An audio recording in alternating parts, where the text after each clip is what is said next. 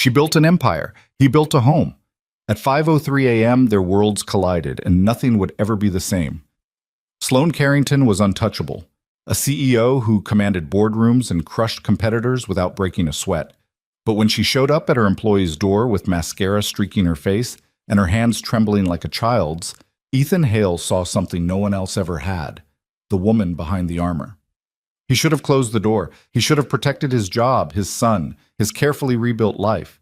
Instead, he let her in and started a fire neither of them could control. If you want to see how one knock at dawn rewrote two broken lives, stay with me until the very end. Hit that like button and drop your city in the comments. I want to see how far this story travels. The knock came at 5:03 a.m. Not a polite tap, not the hesitant sound of a neighbor needing to borrow something.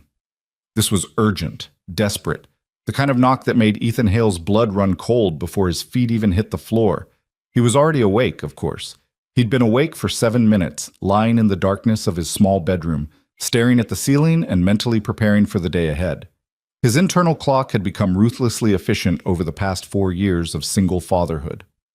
Wake at 4:56. Lie still for precisely 8 minutes to let his mind transition from sleep to consciousness. Rise at 5:04. Check on Oliver. Start the coffee, pack the lunch, iron the tiny polo shirt for kindergarten. The routine was sacred, unbreakable, the scaffolding that held his fragile life together. But the knock shattered all of that. Ethan threw off his thin blanket and moved through the apartment with the practiced silence of a man who had learned to navigate darkness without waking a sleeping child. His bare feet knew every creaking floorboard, every spot where the ancient hardwood groaned under pressure. He avoided them all instinctively, his heart hammering against his ribs as he approached the front door. The knock came again, louder this time, more insistent. "Please," a voice whispered from the other side. A woman's voice, cracked and raw, like someone who had been crying for hours. "Please, I know you're there. I can see the light." Ethan glanced back at the thin strip of yellow glowing beneath Oliver's bedroom door, the nightlight his son insisted on keeping burning until dawn. He'd forgotten to turn it off. Such a small thing, such a dangerous thing, apparently, because now someone knew he was home. He pressed his eye to the peephole and felt the world tilt sideways. Sloane Carrington stood in his hallway. Sloane Carrington, the CEO of Meridian Technologies, the woman who signed his paychecks, the woman who commanded a corner office on the 32nd floor with floor-to-ceiling windows overlooking the Portland skyline, the woman who had once made a senior vice president cry during a quarterly review and then fired him before lunch. She was not supposed to be here. She was not supposed to know where he lived. She was definitely not supposed to be standing outside his door at 5 in the morning with mascara streaking down her cheeks and her designer blazer hanging off one shoulder like she'd been in a fight. Ethan's hand hovered over the deadbolt. Every survival instinct he possessed screamed at him to back away slowly, return to bed, and pretend this wasn't happening. Whatever crisis had brought Sloane Carrington to his doorstep was above his pay grade, way above. He was a mid-level project coordinator who sat in a cubicle on the 14th floor and spent his days creating spreadsheets that no one read. He was invisible by design, unremarkable by necessity. Men like him didn't get involved in the personal dramas of women like her. Men like him had too much to lose. "Ethan," her voice broke on his name. Just 2 syllables, but they carried the weight of something shattered. "I know this is insane. I know I have no right to be here. But I didn't know where else to go." His hand moved without his permission. The deadbolt clicked. The chain slid free. The door swung open, and suddenly she was there, real and broken and so painfully human that Ethan forgot how to breathe. Up close, the damage was worse than he'd imagined. Her makeup had dissolved into gray rivers that mapped the geography of her grief. Her hair, usually swept into a perfect chignon that could have graced the cover of Fortune magazine, hung in tangled waves around her shoulders. Her blouse was untucked, one heel was missing, and there was a small tear near the collar that looked like someone had grabbed her. "What happened?" The words came out rougher than he intended, protective, almost angry. Sloane opened her mouth to answer, but no sound emerged. Her lower lip trembled. Her eyes, those sharp, calculating eyes that missed nothing in board meetings, filled with fresh tears. "Come inside," Ethan said quietly. before someone sees you. He wasn't sure why that mattered. He wasn't sure why any of this mattered, but he stepped aside and Sloane Carrington walked into his apartment like a ghost seeking shelter from the cold. The contrast was almost cruel. His apartment was small, aggressively small by the standards of anyone who earned what Sloane earned. 700 square feet of efficiency spread across a living room, a galley kitchen, and 2 bedrooms barely large enough for their furniture. The couch was second-hand, the coffee table was scratched, and the walls were decorated with Oliver's crayon drawings held up by tape that was starting to yellow. But it was clean, it was warm, and right now in the gray light of pre-dawn, it felt like the only safe place in the world. Sloane stood in the middle of his living room and looked around with an expression Ethan couldn't quite read. Not judgment. He'd expected judgment. Not pity either. Something closer to wonder, maybe. Like she'd walked into a museum exhibit of a life she'd only read about. "You have a child," she said softly, her gaze landing on the small superhero backpack hanging from a kitchen chair. "I didn't know you had a child." "Most people don't." Ethan moved past her toward the kitchen, putting distance between them because proximity felt dangerous. "Coffee?" Yes, please." He busied himself with the ancient drip machine, grateful for something to do with his hands. The familiar ritual grounded him. Scoop the grounds, fill the reservoir, flip the switch. The machine gurgled to life, and the rich smell of cheap coffee began to fill the apartment. When he turned back, Sloane had lowered herself onto his couch. She sat on the very edge of the cushion, her spine rigid, her hands clasped in her lap. She looked like a woman who had forgotten how to relax, even when exhaustion was written across every line of her face. Ethan leaned against the kitchen counter and crossed his arms. "You want to tell me what happened?" The question hung in the air between them. Sloane stared at a point somewhere past his shoulder, and for a long moment he thought she might not answer at all.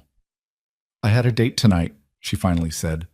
Her voice was flat, disconnected, like she was reading from a script someone else had written. "My first since the divorce. My assistant set it up. She thought it would be good for me to get back out there."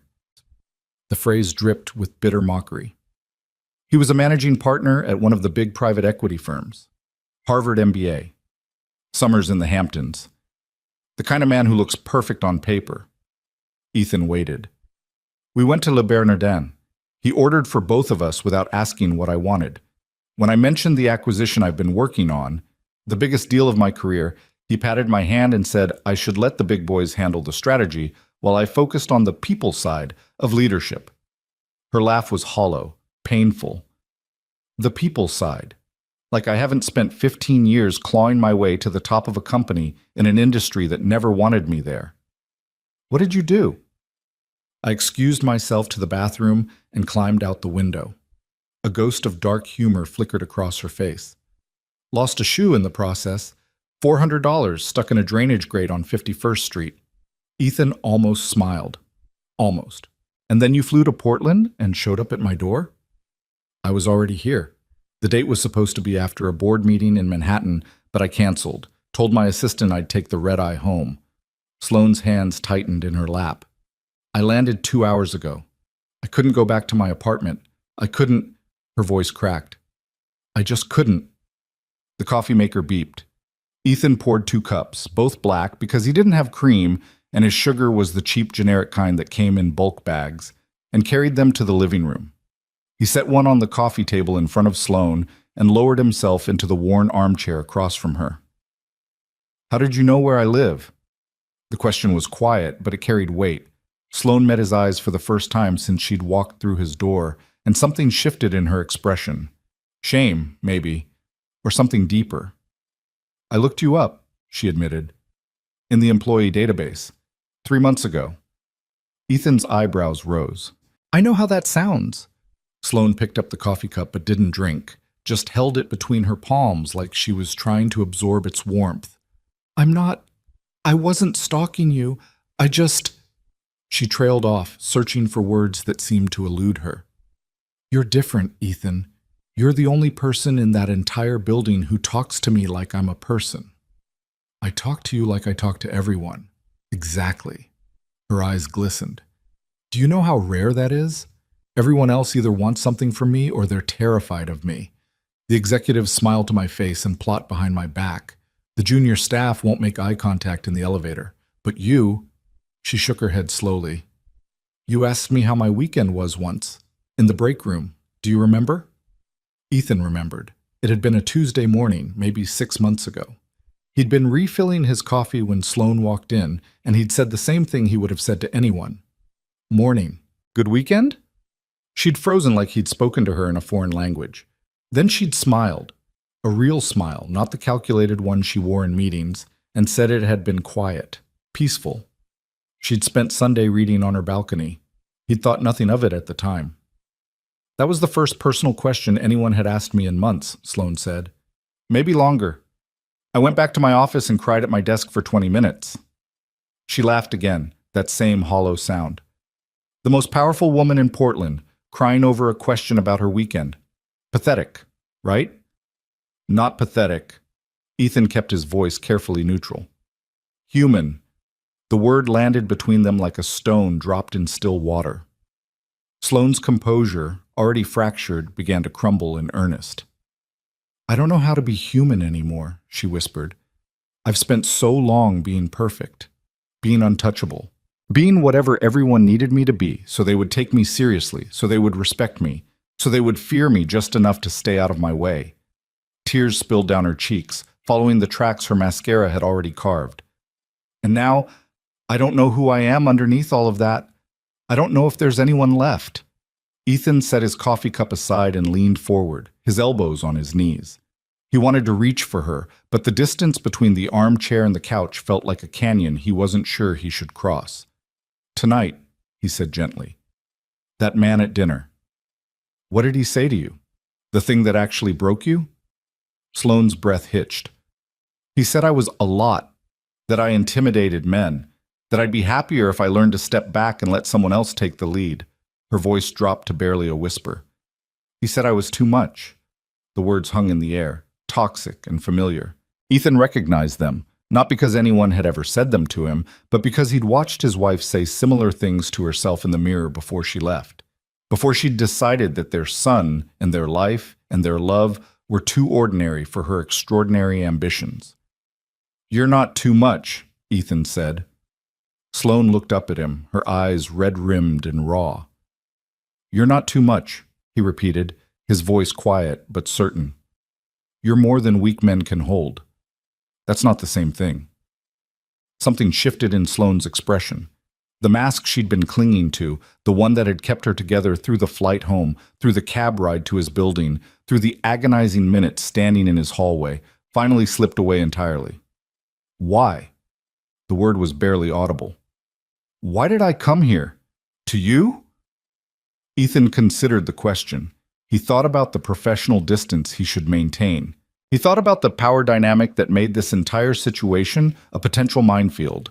He thought about Oliver, sleeping peacefully 15 feet away, innocent of the strange and dangerous territory his father was navigating.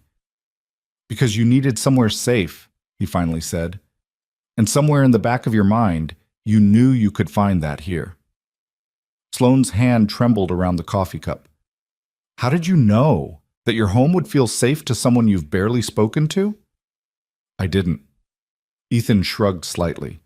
But I know what it's like to need a place where no one expects anything from you, where you can just be, without performing. I don't know how to stop performing. I know, that's why you're here. The gray light outside the window was shifting, warming. Dawn was approaching, and with it, the reality of Monday morning. In a few hours, Ethan would need to wake Oliver, make breakfast, and somehow pretend that the CEO of his company hadn't spent the early hours sitting on his couch and unraveling. But that was hours away. Right now, there was only this moment, this woman, this fragile connection that felt more honest than anything Ethan had experienced in years. Can I ask you something? Sloane said. You can ask. Doesn't mean I'll answer. A ghost of a smile crossed her face. Fair enough. She paused, gathering herself. That backpack, the superhero one. What's his name? Oliver. Ethan felt the familiar warmth that came with saying his son's name. He's 5, starts kindergarten in 3 weeks. His mother? The question was careful, respectful. Ethan appreciated that. Gone. Left when he was 18 months old. Decided motherhood wasn't compatible with her career trajectory. He kept his voice even, refusing to let old wounds bleed into the conversation. We've been on our own ever since. Sloane was quiet for a long moment. You raised him alone. Through everything. I had help. My mother, before she passed. A good daycare, an understanding bosses, mostly. He managed a small smile. It takes a village, and I was lucky enough to cobble one together. You make it sound simple. It isn't. Ethan rubbed a hand over his face, feeling the exhaustion that had become his constant companion. Some days I don't know how I'm going to make it to bedtime. Some nights I lie awake and wonder if I'm ruining him. If he's going to grow up missing something essential because I couldn't give him a complete family. You're not ruining him. Sloane's voice was suddenly fierce. I can see it in this apartment, in the drawings on the walls, in the way you woke up instantly when I knocked, because checking on him is the first thing you do every morning. She shook her head. That child is loved, Ethan, completely and unconditionally. That's more than most people ever get. Ethan's throat tightened unexpectedly. He wasn't used to being seen this clearly, especially by someone he barely knew. Thank you, he said quietly. The apartment settled into comfortable silence. Outside, the first birds began to sing, heralding a sunrise that neither of them was quite ready to face. Sloane sipped her coffee, finally, after holding it for so long, and made a face. This is terrible, she said. Ethan laughed, a real laugh that surprised both of them. I know, it's the cheapest brand they sell at the grocery store. It tastes like burned rubber and regret. You're not wrong. She drank it anyway, and somehow that small act of acceptance meant more than Ethan could have explained. The sound of small feet padding across hardwood made them both freeze. Oliver appeared in the hallway like a sleepy apparition, his Iron Man pajamas rumpled and his hair sticking up in 17 different directions. He rubbed his eyes with one fist and squinted into the living room. Daddy? Ethan was on his feet instantly, moving to intercept his son before the boy could fully register the stranger on their couch. Hey buddy, you're up early. What's wrong? I heard voices. Oliver's voice was still thick with sleep, but his eyes, Ethan's eyes, brown and serious, were starting to focus. Is someone here? Ethan crouched down to his son's level, blocking the view of the living room with his body. Just a friend who needed some help. Nothing to worry about, okay? Can you go back to bed for a little while? I'll wake you up when it's breakfast time. Oliver considered this proposal with the gravity of a tiny judge. Is your friend sad? The question hit Ethan squarely in the chest. Kids saw everything, no matter how hard you tried to shield them. A little bit, he admitted. But talking helps. That's what friends do, right? Oliver nodded solemnly. Like when Marcus was sad about his hamster and I shared my crackers. Exactly like that. Satisfied, Oliver allowed himself to be steered back toward his bedroom. But at the door, he turned and peered past Ethan's legs toward the couch. Hi, Daddy's friend, he called out. I hope you feel better soon. Ethan heard Sloane's breath catch. Thank you, sweetheart, she managed. That's very kind. Oliver nodded once. You're welcome, and disappeared into his room. Ethan pulled the door closed gently and stood in the hallway for a moment, collecting himself. When he returned to the living room, Sloane was on her feet, smoothing her wrinkled blouse with hands that had stopped trembling. I should go, she said. I've already imposed too much. It's not an imposition. It is. She met his eyes, and something had changed in her expression. The raw vulnerability was still there, but it was tempered now by something that looked almost like determination. But I'm grateful for it. More than I can say. Ethan walked her to the door. The hallway beyond was still quiet, the other apartments in the building still sleeping through the early hour. She paused with her hand on the doorknob, one shoe missing, her armor in tatters around her. Monday, she said. At the office. Will this be? It'll be whatever you need it to be. Ethan kept his voice steady. If you want to pretend it never happened, I understand. Your secret's safe.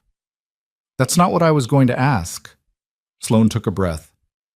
I was going to ask if you would still say good morning to me. In the break room, like nothing changed.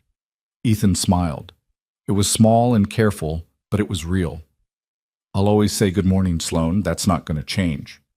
She nodded, blinked back what might have been fresh tears, and stepped into the hallway. At the elevator, she turned back. Ethan. Yeah? Thank you for not shutting the door. He watched her disappear into the elevator, watched the doors close on her broken but somehow brighter face, and then he stood alone in his doorway and wondered what the hell had just happened to his carefully constructed life. The weekend passed in a blur of ordinary moments that felt different now, charged with some new electricity that Ethan couldn't quite name. He took Oliver to the park on Saturday, pushing the boy on the swings while his mind replayed the conversation with Sloane in an endless loop. He made pancakes on Sunday morning, Oliver's favorite, shaped like Mickey Mouse with varying degrees of success, and found himself wondering what Sloane ate for breakfast. Did she cook? Did she have someone who cooked for her? Did she eat at all, or did she survive on coffee and adrenaline like half the executives he'd observed over the years? The questions felt intrusive, inappropriate. She was his CEO. Whatever had passed between them at 5 in the morning was an anomaly, a moment of crisis that had briefly dissolved the boundaries between them. By Monday, those boundaries would be back in place, solid and impenetrable as ever. At least, that's what Ethan told himself. Oliver, for his part, had not forgotten the mysterious visitor. "Daddy," he said on Saturday afternoon, looking up from his coloring book with that disconcerting focus children sometimes got, "was your sad friend a princess?" Ethan blinked. Why would you think she was a princess? She was dressed fancy, and she had sparkly things. Oliver tapped his own cheeks to indicate where he'd seen the sparkly things, the remnants of Sloane's ruined makeup, presumably. Princesses wear sparkly things. She's not a princess, buddy. She's... Ethan paused, trying to find the right words. She's like a boss. At Daddy's work. A very important boss. Oliver considered this information. Is she your boss? Yes. Oh. The boy returned to his coloring, carefully filling in a dragon with his favorite green crayon. Then she must be like a queen. Queens are bosses of everything. Ethan let out a surprised laugh. Yeah, buddy, I guess she's kind of like a queen. The comparison stuck with him longer than it should have. Monday arrived with the inevitability of a freight train. Ethan dropped Oliver at daycare, exchanging pleasantries with the staff and promising to pick him up by 5:30. He took the bus downtown, found his usual standing spot near the back doors, and watched Portland slide past the windows in its familiar rhythm. Coffee shops and bicycles, and impossibly green trees lining streets that always seemed to be slightly damp. The Meridian Technologies building rose 32 stories into the overcast sky, all glass and steel and corporate ambition. Ethan had worked here for 6 years, ever since Oliver was born, and the desperate need for stability had trumped any lingering dreams of a more creative career. It wasn't a bad job. It paid well enough, the health insurance was excellent, and no one asked him to work nights or weekends, a rare blessing in the modern corporate world. But it had never felt like more than a job, a means to an end, a way to keep the lights on and the cupboard stocked while Oliver grew up safe and loved. Today, for the first time, walking through the revolving doors felt different. He made his way to the 14th floor, settled into his cubicle, and began the familiar routine of logging in and checking emails. The morning passed slowly, each minute stretching as he waited for something, though he couldn't have said what. At 10:30, his phone buzzed with a company-wide notification. All hands meeting in the main auditorium at 2 p.m. Mandatory attendance. Ethan's stomach tightened. All hands meetings were rare, usually reserved for major announcements, layoffs, acquisitions, the kind of news that changed lives. He spent the next few hours pretending to focus on quarterly projections while his mind constructed increasingly elaborate disaster scenarios. Maybe Sloane had decided he was a liability. Maybe someone had seen her leaving his building Saturday morning and drawn the wrong conclusions. Maybe this whole thing was about to blow up in his face in the most public way imaginable. By the time 2 o'clock rolled around, his nerves were stretched thin enough to snap. The auditorium was packed. Ethan found a seat near the back, surrounded by colleagues he knew only by name and reputation. The energy in the room was tense, expectant, everyone sensing that something significant was about to happen without knowing what. At precisely 2 o'clock, Sloane Carrington walked onto the stage. The transformation was complete. She wore a slate gray suit that fit her like armor, her hair swept into that perfect chignon, her makeup flawless. No trace remained of the broken woman who had sat on his couch clutching a cup of terrible coffee. This was the CEO the world knew, composed, commanding, utterly untouchable. Ethan found himself holding his breath. "Good afternoon, everyone," Sloane began, her voice carrying easily through the auditorium's speakers. "I'll keep this brief because I know you all have work to do." She paused, letting the silence build. As some of you may have heard through the rumor mill, Meridian Technologies has been in discussions regarding a potential acquisition. I'm here to confirm that those discussions have moved into the final phase. A murmur rippled through the crowd. Ethan saw people exchanging nervous glances, the word layoffs practically visible in thought bubbles above their heads. "The target company," Sloane continued, "is Novatech Solutions, a firm with complementary capabilities that would significantly expand our market reach. The deal is substantial, the largest in Meridian's history, and if successful, it will position us as the dominant player in our sector." The murmur grew louder, more animated. This was good news, not bad. Expansion meant growth, and growth meant opportunities. "I want to be clear about something," Sloane said, and her voice sharpened, cutting through the noise. "This acquisition will bring challenges. Integration is never easy. There will be changes, some structural, some procedural, but I'm personally committed to ensuring that our employees are supported through this transition. No mass layoffs, no abandoning the people who built this company." The auditorium erupted in cautious applause. Sloane smiled, that public smile, the one that never quite reached her eyes, and answered a few questions from the audience. She was polished, professional, everything a CEO should be. And yet, Ethan noticed things he hadn't noticed before. The slight tension in her jaw when someone asked about the timeline, the way her fingers curled around the edge of the podium just a little too tightly. The fraction of a second where her gaze swept across the back of the auditorium and seemed to find him in the crowd.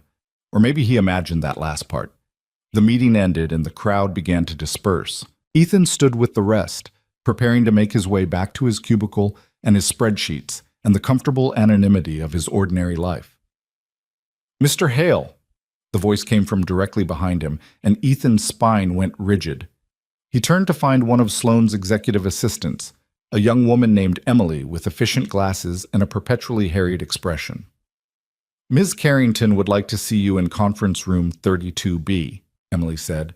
"She has some questions about the quarterly projections for the Sanderson account." Ethan's heart hammered against his ribs. "Now? If you're available." He wasn't.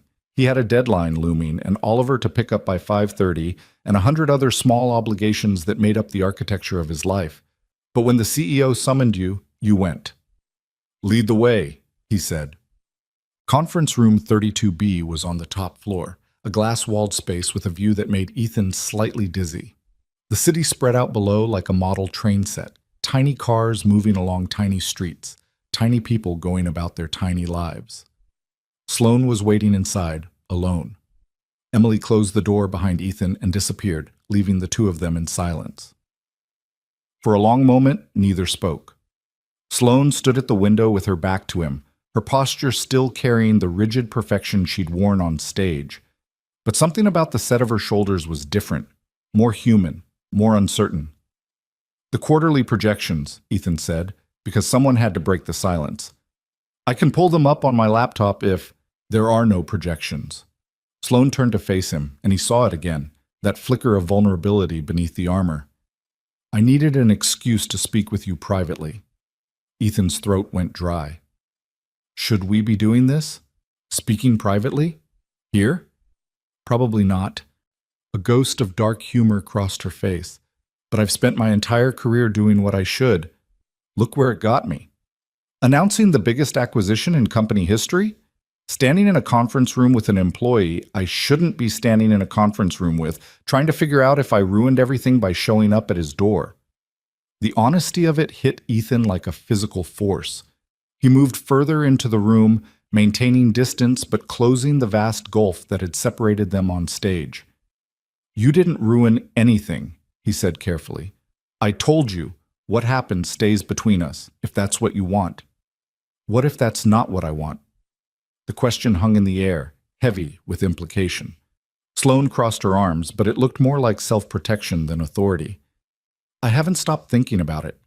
About your apartment. About the coffee. About the way you looked at me like I was just a person, not a CEO, not a target, not a problem to be solved. She laughed softly. Do you know, no one has looked at me that way in years? Sloane. Ms. Carrington, she corrected automatically, then winced. No, I don't want to be Ms. Carrington right now. Not with you.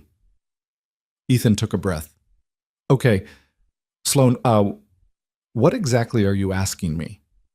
She met his eyes, and for the first time since he'd known her, 6 years of brief encounters in hallways and break rooms, 6 years of watching from a safe distance. He saw the woman beneath the title. I'm asking if I was alone, she said quietly. In what happened? In what I felt. I need to know, Ethan, because if I imagined it, if that connection was just my loneliness projecting onto the first person who showed me kindness, then I need to know so I can move on and forget this ever happened. The silence stretched between them, fraught with possibility. Ethan thought about his son, about his job, about the careful, stable life he had built on foundations that couldn't withstand earthquakes. Getting involved with Sloane Carrington would be an earthquake of catastrophic proportions. But looking at her now, looking at the hope and fear warring in her eyes, he found he couldn't lie. You weren't alone, he said. The words came out rough, unpolished. True. Sloane's breath caught. You felt it too. I felt it. Ethan ran a hand through his hair, frustration and relief tangling together in his chest. But that doesn't change the reality of the situation. You're my boss, the CEO. If anyone found out, I know. My son depends on this job, on the health insurance, on the stability. I can't risk. I know, she repeated, more firmly this time. I'm not asking you to risk anything. I'm not asking for anything at all except honesty. I needed to know I wasn't going crazy. You're not going crazy. Good. She nodded, more to herself than to him. That's good. That's enough. But her voice cracked on the last word, and they both knew it wasn't enough. Not nearly. Ethan closed his eyes for a moment, wrestling with himself. When he opened them, Sloane had turned back to the window, her reflection pale and ghost-like in the glass. There's a coffee shop, he heard himself say. 3 blocks from here. It's called The Daily Grind. Terrible name, decent coffee. Sloane's reflection went very still. They have a back corner, Ethan continued, where no one pays attention to anything except their laptops. If someone happened to be there tomorrow morning at 6, before the office opens, they might run into someone else who was also just there for coffee. Just a coincidence. Nothing anyone could read into. A long moment passed. 6 o'clock, Sloane said, still facing the window. 6 o'clock. She didn't turn around, but Ethan saw her reflection smile, a real smile, bright with something that might have been hope. I should go, he said, before people start wondering about those quarterly projections. Yes. Her voice was steadier now, some of the steel returning to it. You should. He walked to the door, paused with his hand on the handle. Sloane? Yes? For what it's worth, you were incredible up there. The announcement, the way you handled the questions. You made everyone feel like the company was in good hands. He paused. Because it is. She turned then, finally, and the look she gave him was worth every risk he was about to take. Thank you, Ethan, for everything. He nodded once and walked out of the conference room, his heart pounding and his carefully constructed life already beginning to shift beneath his feet. That night, after Oliver was asleep, Ethan sat alone in his living room and stared at the couch where Sloane had sat. The cheap coffee cups were long washed and put away. The only evidence of her visit was a memory and a feeling he couldn't quite shake. His phone buzzed. Unknown number. He opened the message. Thank you for the coffee recommendation. I look forward to testing it against your original offering. Ethan smiled in spite of himself and typed a reply. Fair warning. The Daily Grind's coffee is only marginally better. Still tastes like it was filtered through an old sock. Her response came quickly. Some of us have developed a taste for old sock coffee. See you at 6. He set the phone aside and leaned back into his chair, listening to the quiet sounds of his apartment. The hum of the refrigerator, the distant traffic, the soft snoring of his son down the hall. Everything was about to change. He could feel it in his bones, that particular electricity that preceded major life events. The last time he'd felt it, his wife had been packing her bags while Oliver screamed in his crib, and Ethan had stood helpless in the doorway of the life he thought he'd have forever. This was different. This was terrifying in entirely new ways. But as Ethan finally rose and made his way to bed, he realized something that surprised him. Underneath the fear, underneath the caution and the doubt, there was a flicker of something he hadn't felt in years. Hope. He let himself hold on to it just for tonight, as the city slept around him and the future stretched out ahead, unknown and full of possibility. The daily grind lived up to its terrible name in every way, except the one that mattered most. The coffee was decent, better than the burned rubber Ethan brewed at home, though that wasn't saying much. The shop itself was a narrow space wedged between a dry cleaner and a vacant storefront, with exposed brick walls and mismatched furniture that tried too hard to look accidentally charming. At 6 in the morning, the only customers were a few bleary-eyed freelancers hunched over laptops and an elderly man reading a newspaper with the focused intensity of someone who remembered when that was the only way to get the news. Ethan arrived 12 minutes early because he couldn't sleep and had given up trying around 4:30. He claimed the back corner booth, the one he'd mentioned to Sloane, half hidden behind a structural column that blocked the view from the front windows, and ordered a black coffee he didn't particularly want. Then he sat and waited and tried not to think about all the ways this could go wrong. She walked in at exactly 6 o'clock. The transformation from Saturday morning was complete but different from what he'd seen at the all-hands meeting. This wasn't the armored CEO or the broken woman. This was something in between. She wore dark jeans and a simple cream sweater, her hair pulled back in a low ponytail that made her look 5 years younger. No makeup that Ethan could detect. No jewelry except a thin gold watch. She looked human. She looked beautiful. Ethan stood as she approached, an automatic gesture drilled into him by a mother who had believed strongly in old-fashioned manners. Sloane smiled at the courtesy, genuine and surprised, and slid into the booth across from him. "You're early," she said. "So are you." "I couldn't sleep." "Me neither." The waitress appeared, a tired-looking woman in her 50s who clearly didn't recognize the CEO of Portland's largest tech company sitting in her section, and Sloane ordered a latte. When she was gone, the silence returned expectant and heavy. "I almost didn't come," Sloane admitted. "I was sitting in my car for 15 minutes, trying to talk myself out of it." "What changed your mind?" She considered the question. "I decided I'm tired of talking myself out of things that feel right." Her eyes met his across the scarred wooden table. "This feels right, Ethan. Crazy and complicated and potentially career-destroying, but right. That's quite a list of qualifiers. I'm a CEO. We're trained to anticipate risks." The corner of her mouth twitched. "Though I don't think any business school course covered this particular scenario." The waitress returned with Sloane's latte, and they fell into silence again while she doctored it with an amount of sugar that made Ethan's eyebrows rise. "Don't judge me," Sloane said, catching his expression. "I spent 2 decades pretending to like black coffee because it looked more powerful in meetings. Now I drink it however I want."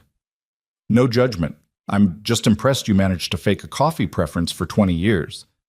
You'd be amazed what women fake to be taken seriously in corporate America." The words were light, but something darker flickered beneath them. The right coffee, the right clothes, the right laugh, never too loud, never too soft, assertive but not aggressive, confident but not arrogant. She stirred her latte slowly. "It's exhausting." "Is that why you came to my door? Exhaustion?"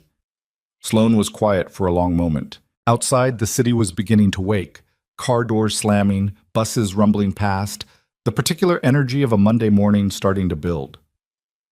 "I came to your door because I hit a wall," she finally said. "That man at dinner, Marcus, his name was Marcus, he was just the trigger, the last straw after 1,000 paper cuts." She wrapped her hands around her cup, the same gesture she'd made with his terrible coffee on Saturday morning. I've been divorced for 8 months. Did you know that? Ethan shook his head. We kept it quiet. Good for the stock price, good for the image. Daniel, my ex, he's on the board at 3 different companies. Very well connected. Very concerned about maintaining appearances. Bitterness crept into her voice. The marriage was dead for years before we made it official. I think we both knew it, but neither of us wanted to admit failure.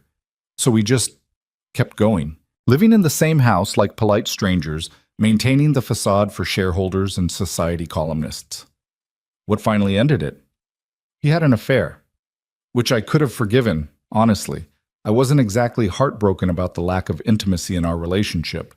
But he had an affair with a woman who was half my age and twice as willing to stroke his ego. Sloane's jaw tightened. He told me I'd become too focused on work, that I'd forgotten how to make a man feel important. Ethan felt a flash of anger on her behalf. So he cheated because you were successful. He cheated because my success made him feel small, and instead of dealing with that like an adult, he found someone who would make him feel big again. She shook her head. I should have been devastated. I should have cried and screamed and fought for my marriage, but all I felt was relieved, like I'd been holding my breath underwater for years and finally broke the surface. That doesn't sound like failure. That sounds like survival. Sloane looked at him, really looked, the way she had on Saturday morning, and something in her expression softened. You have this way of saying things, she said slowly. Simple things, obvious things. But they land differently when you say them, like you actually mean them. I do mean them.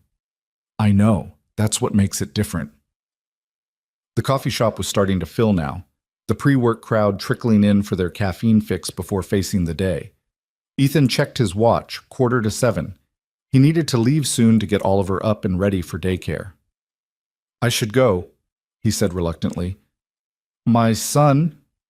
Of course. Sloane nodded quickly, but disappointment flickered across her face.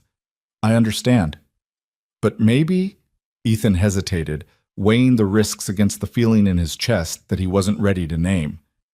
Maybe we could do this again. Same time, same place? Tomorrow? If you want. Sloane's smile was worth every ounce of anxiety churning in his stomach. I want. They walked out together, careful to maintain a respectable distance that anyone watching would find unremarkable. At the corner where their paths diverged, Ethan toward the bus stop, Sloane toward the parking garage where she'd left her car, they paused. Thank you, Sloane said quietly, for taking this chance. Thank you for giving me a reason to. She held his gaze for a moment longer than was strictly necessary, and then she was gone, walking away with her shoulders straighter than when she'd arrived, something renewed in her step. Ethan watched her until she disappeared around the corner, then turned and headed for the bus stop, with a heart that felt lighter than it had in years. That's it. The days that followed took on a new rhythm. 6 a.m. at the daily grind became their ritual. Sometimes they talked for 20 minutes, sometimes an hour, whatever Ethan's morning schedule allowed. They didn't touch. They didn't make plans beyond the next morning. They just talked. Sloane told him about growing up in a small town in Massachusetts, the daughter of a factory worker and a school cafeteria manager, about clawing her way through community college and state university, and finally an MBA from Wharton that she'd paid for with scholarships and crushing student loans, about arriving in Silicon Valley in the 90s with nothing but ambition and a refusal to take no for an answer. Ethan told her about Oliver, about the terror of those first weeks after his wife left, when he'd stood in the doorway of his apartment holding a screaming infant and wondering how the hell he was supposed to do this alone. About learning to change diapers at 3 a.m. While half asleep, about the first time Oliver said Dada, and Ethan cried for an hour, about the small daily miracles that made single fatherhood both the hardest and most rewarding thing he'd ever done. They talked about books and movies and the particular quality of Pacific Northwest rain. They argued about whether Portland's food scene was overrated. Sloane said yes. Ethan defended his adopted city's honor, and agreed that the best pizza they'd ever had was in a tiny shop in Brooklyn that had since closed down. They discovered they shared a love for old jazz and a hatred for networking events, and a belief that anyone who claimed to enjoy running was either lying or deeply disturbed. And somewhere in those early morning conversations, something that had started as curiosity began to deepen into something more. At the office, they maintained careful distance. Sloan called him Mr. Hale in the rare moments when their paths crossed publicly. Ethan nodded politely and went back to his spreadsheets. No one suspected anything because there was nothing, technically, to suspect. But Ethan felt her presence in the building now in a way he never had before. When she spoke at meetings, he heard the real woman beneath the corporate armor. When she smiled at shareholders and analysts, he recognized the performance and appreciated the skill required to maintain it. When she won a hard-fought negotiation or shut down a dismissive board member, he felt something uncomfortably close to pride. 2 weeks into their morning routine, Oliver got sick. It started with a cough on a Wednesday night, progressed to a fever by Thursday morning, and turned into full-blown flu by Friday. Ethan called in sick himself and spent 3 days camped out on the couch with his son, watching superhero movies and administering children's Tylenol with the precision of a combat medic. He texted Sloan, "Oliver's sick. Can't make coffee for a few days." Her response came within minutes. "Oh no, poor thing. Anything I can do?" "Just pray he stops coughing long enough to sleep for more than 2 hours at a stretch." "Consider it done. Take care of your boy. I'll miss our mornings." "Me too."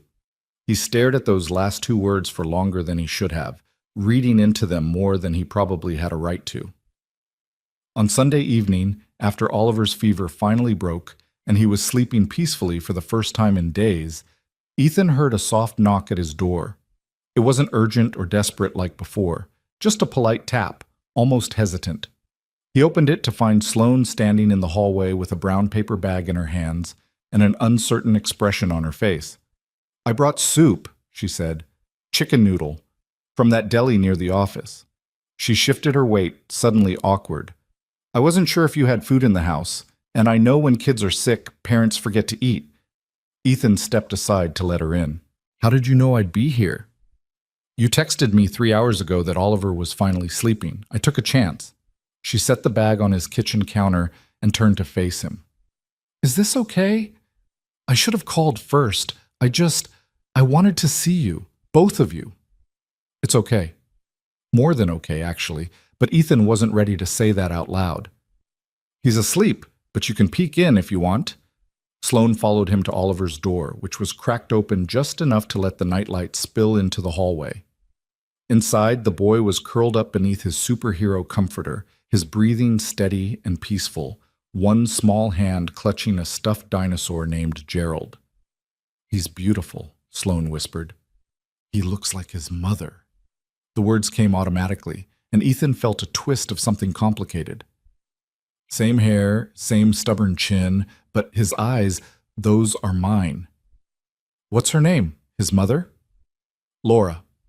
Ethan eased the door closed and led Sloan back to the living room. "She's in San Francisco now, runs a marketing firm, does very well for herself, from what I hear." "Does she see him?" 4 times a year, part of the custody agreement." He could hear the bitterness in his own voice and tried to soften it. "She pays child support, attends parent-teacher conferences when she can. She's not a bad person, Sloan. She just wasn't built for this life. For staying." Sloan lowered herself onto the couch, the same spot she'd occupied that first night, and looked around the apartment with fresh eyes. "And you were?" "I didn't think so. When she left, I was convinced I'd fail, that Oliver would end up in therapy for the rest of his life because his father couldn't give him what he needed." Ethan sat down in the armchair, the familiar distance between them. "But kids are resilient, and it turns out that showing up every day counts for more than being perfect." "Showing up is everything," Sloan said quietly. "I wish my parents had understood that." Ethan waited. "My father worked double shifts most of my childhood," she continued, "and when he wasn't working, he was drinking. Not mean, never mean, just absent. My mother compensated by trying to control everything else. What I ate, what I wore, who I talked to. I think she thought if she could keep me in a box, nothing bad could touch me." A sad smile crossed her face. "I've spent my whole life either escaping boxes or building them around myself." "Which are you doing now?" The question landed between them, heavy with implication. Sloan looked at him, and for a long moment the masks were down. The CEO, the composed executive, the woman who had learned to survive by being untouchable. In her place was someone raw and real and terribly brave. I'm trying to tear them down, she said. I'm trying to figure out how to be a person again instead of a performance. She paused. You make it easier. These mornings, these conversations, they're the only part of my day that feels genuine anymore. Ethan leaned forward. Sloane, don't. She held up a hand. Don't tell me to be careful. Don't remind me of the risks. I know the risks. I've done nothing but calculate risks for 30 years. Her voice cracked slightly. Just let me have this, whatever this is, for as long as it lasts. The apartment was quiet around them. Down the hall, Oliver slept peacefully, innocent of the complicated adult emotions playing out in the next room. Outside, Portland carried on with its Sunday evening rituals, couples walking dogs, families finishing dinner, the ordinary business of ordinary lives. Ethan made a decision. He stood up from the armchair, crossed the small distance to the couch, and sat down beside her. Not touching, not yet, but close enough that she could feel his presence. You came to my door at 5 a.m, he said slowly, and I let you in. That wasn't a calculated decision. That wasn't risk management. That was instinct. He turned to face her. Whatever this is, I don't want to analyze it to death. I don't want to treat it like a business problem to be solved. I just want to see where it goes. Sloane's eyes glistened. Even though I'm your boss? Even though you're my boss? Even though it's complicated? Even though there are 100 reasons why this is a terrible idea? He allowed himself a small smile. I'm very good at ignoring terrible ideas when they feel right. She laughed, a real laugh, unguarded and bright, and something in the room shifted. The tension that had been building for weeks didn't disappear, but it transformed into something warmer, easier. You're not what I expected, Sloane said. When I looked you up in the employee database, I thought I'd find, I don't know, someone simpler, someone who would be impressed by who I was and what I had. I'm not impressed by titles. I noticed. It's extremely disconcerting. But she was smiling as she said it. You see through all of it, the corner office, the designer suits, the power lunches. You look at me like I'm just Sloane. Because you are. The rest is just costuming. She shook her head slowly, wonderingly. Where did you come from, Ethan Hale? Toledo, originally, then Cleveland, then a series of increasingly expensive apartments in cities I couldn't afford until I landed here. He shrugged. Nothing special, just a guy trying to keep his head above water and raise his kid right. You're wrong about that. Before he could respond, a small voice came from the hallway. Daddy? Ethan was on his feet in an instant, crossing to Oliver's room. The boy stood in the doorway, clutching Gerald the dinosaur and blinking sleepily into the living room light. Hey, buddy, what's wrong? You okay? I heard talking. Oliver's eyes drifted past his father to the woman on the couch. It's Daddy's friend again. Sloane rose, smoothing her sweater with hands that trembled slightly. Hi, Oliver. I'm sorry if we woke you up. It's okay? The boy yawned hugely. Daddy said you were like a queen, at his work, a boss queen. Ethan winced slightly at having his words quoted back to him, but Sloane just smiled. Your daddy is very kind, she said, but I'm just a regular person, like anybody else. Oliver considered this with the serious intensity he brought to all important questions. Do you like dinosaurs? I love dinosaurs. What's your favorite? Triceratops. They have those cool horns. Oliver's face lit up with approval. That's my second favorite. Gerald is a T-Rex. He's my first favorite. Gerald is an excellent name for a T-Rex. The boy seemed to decide something in that moment, some internal calculation that only 5-year-olds understood. He padded across the living room in his bare feet, climbed onto the couch beside Sloane, and settled against her side with the casual confidence of a child who hadn't yet learned to be wary of strangers. Are you staying for dinner? He asked. Sloane looked at Ethan, her eyes asking permission. She brought soup, Ethan heard himself say. Chicken noodle, enough for everyone. I love chicken noodle.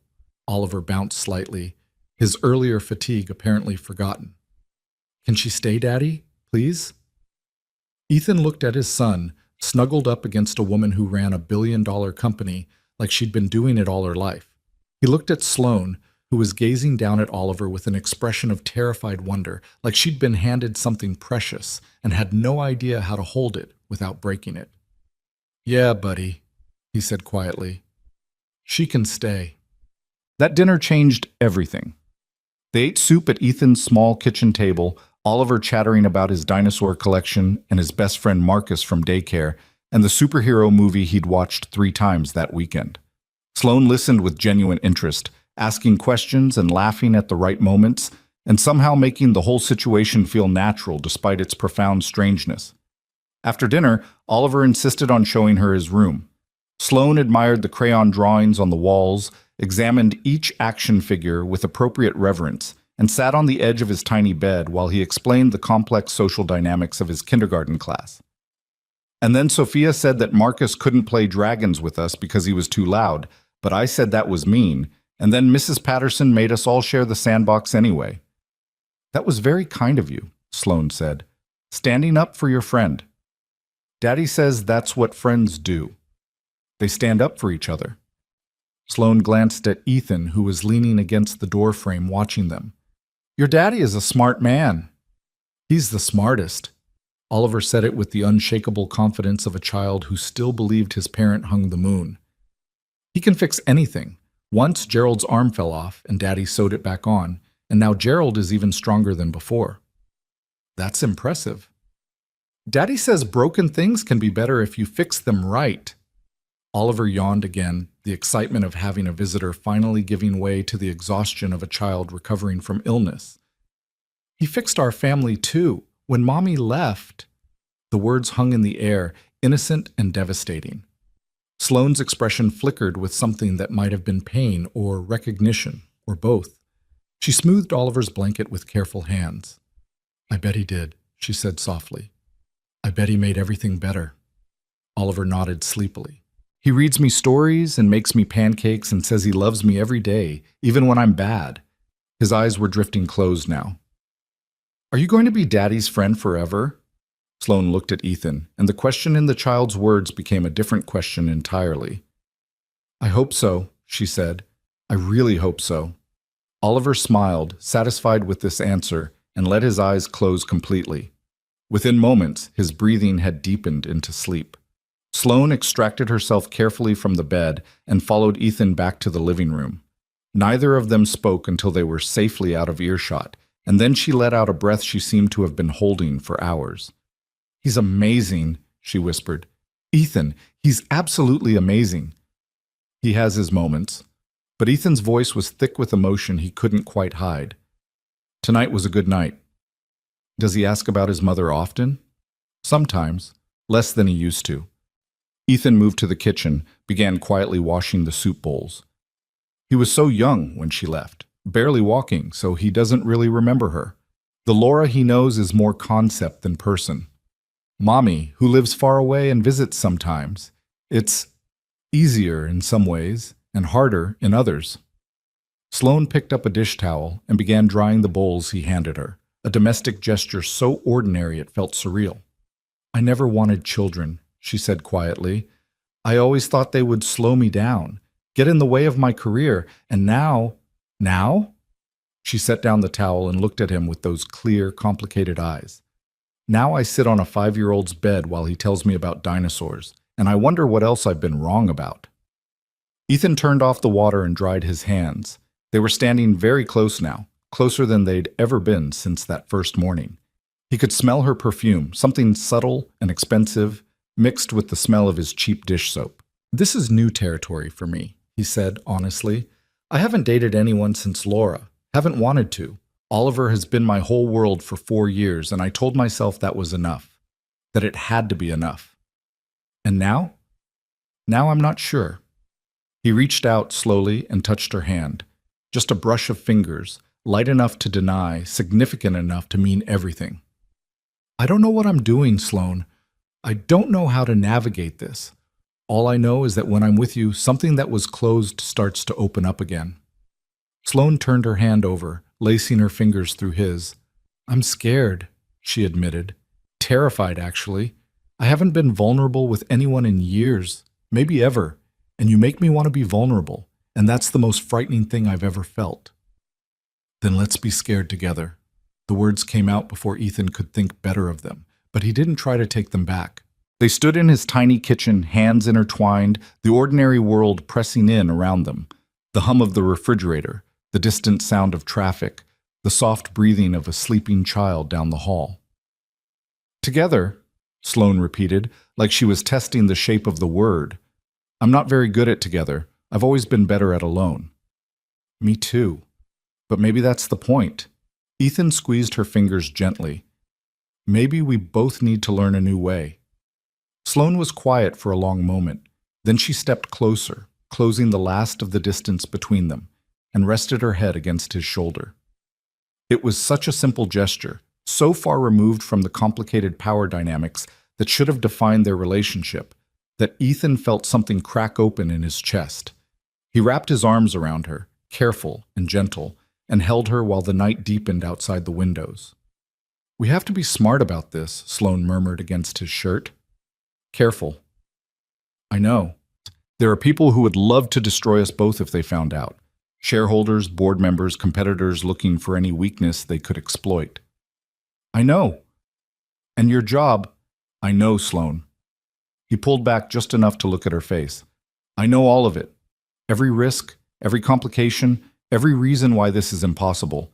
I've run the numbers in my head 100 times. And I've decided I'm tired of living by the numbers. I've spent 4 years doing everything right, keeping my head down, following the rules, building a safe little life for me and Oliver, and it's been good. It's been necessary. But it's also been lonely in ways I didn't let myself feel until you showed up at my door. Ethan, let me finish. He cupped her face in his hands, the way he'd imagined doing 100 times during their early morning conversations. I'm not asking for forever. I'm not asking for guarantees. I'm just asking for the chance to see what this could be. Slow, careful, whatever we need to make it work. But I'm done pretending I don't feel what I feel. Sloane's eyes were bright with unshed tears. What do you feel? I feel like you're the first person in years who's seen me, actually seen me, and not been scared away by what you found. I feel like our conversations are the best part of my day, and the hours between them feel like waiting rooms. I feel like I want to know everything about you, not the CEO, not the public figure, but the woman who grew up in Massachusetts and can't cook and drinks her coffee with too much sugar.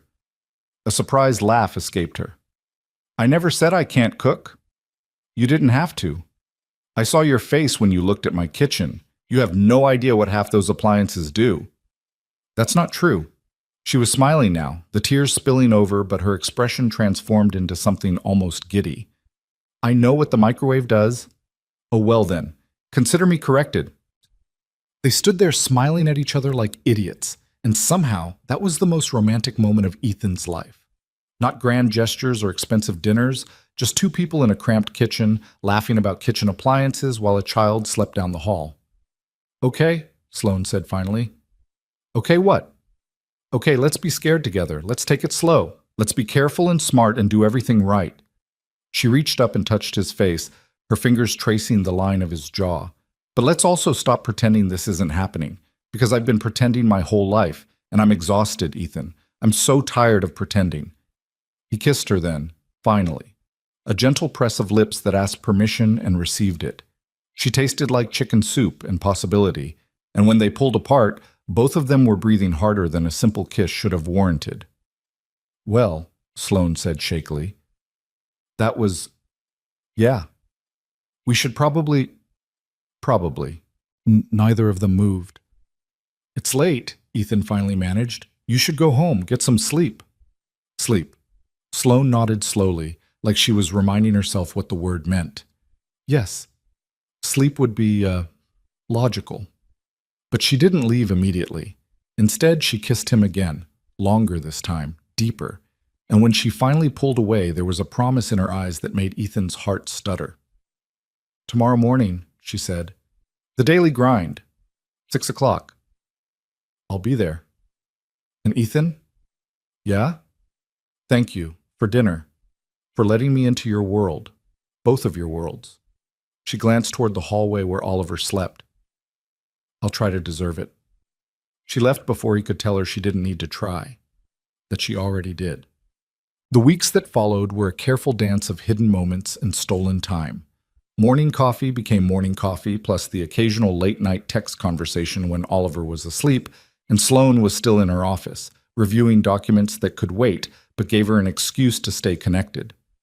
They developed a private language of emojis and inside jokes, references to terrible coffee and dinosaur preferences that would have meant nothing to anyone monitoring their communications. At work, they were perfect strangers. Sloane called him Mr. Hale in the rare moments when their paths crossed professionally.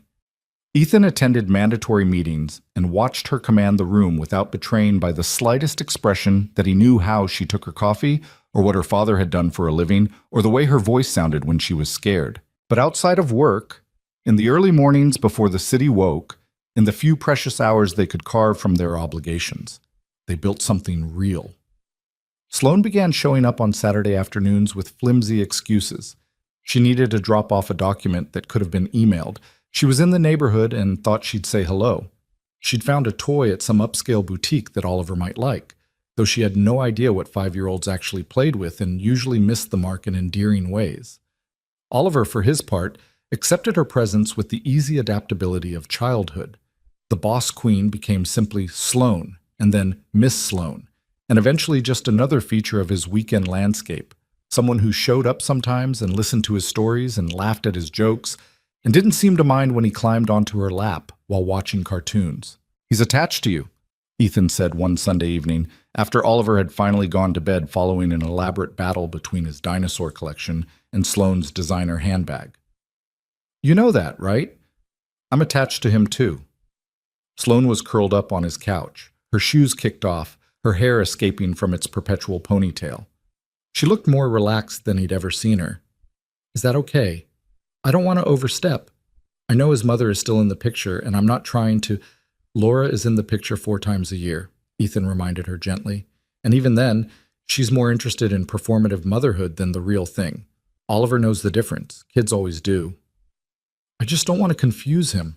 If this—" She gestured vaguely at the space between them.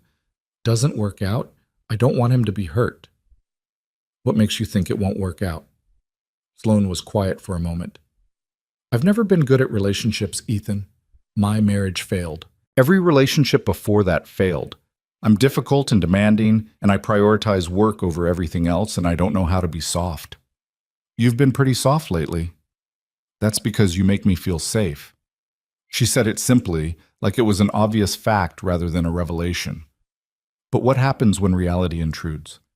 When there's a crisis at work and I have to choose between being here and saving the company?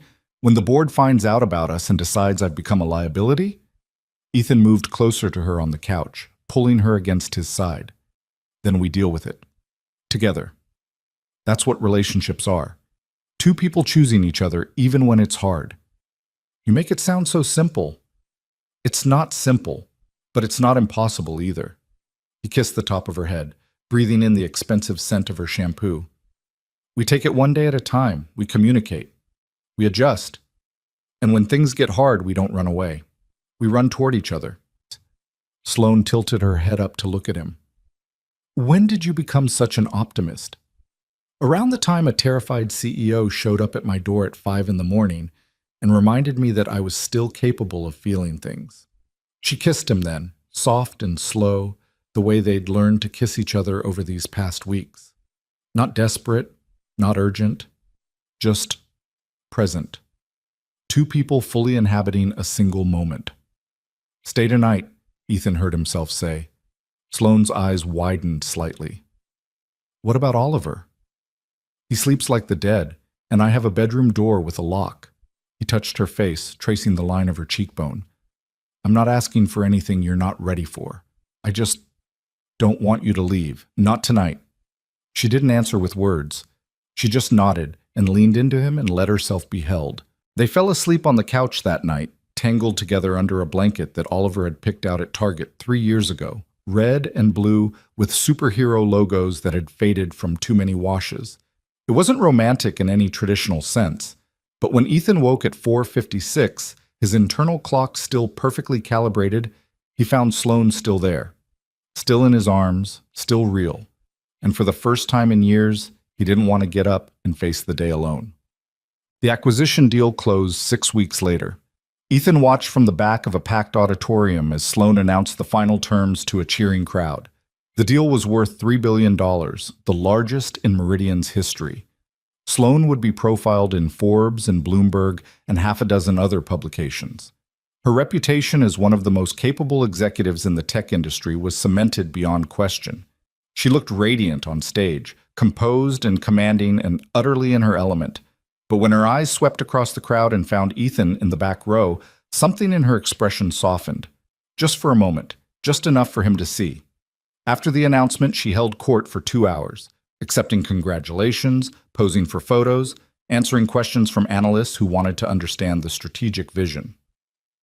Ethan slipped out early and took the bus home, not wanting to hover or draw attention to their connection. She called him that night at 10:30, when Oliver was asleep and the apartment was quiet. "I did it," she said, and her voice sounded different, thinner, more fragile. "You did it," Ethan agreed. "It was incredible. You were incredible."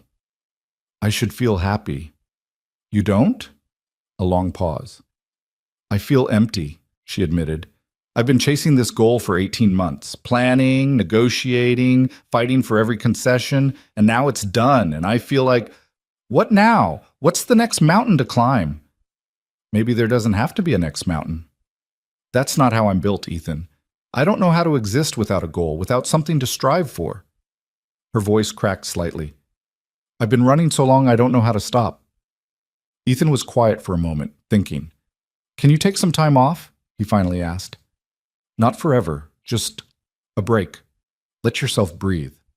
"I'm the CEO. I can't just—" "You absolutely can. You have vacation time, right? Use it. The company won't collapse in a week. You have people to cover for you." Another pause. "What would I even do?"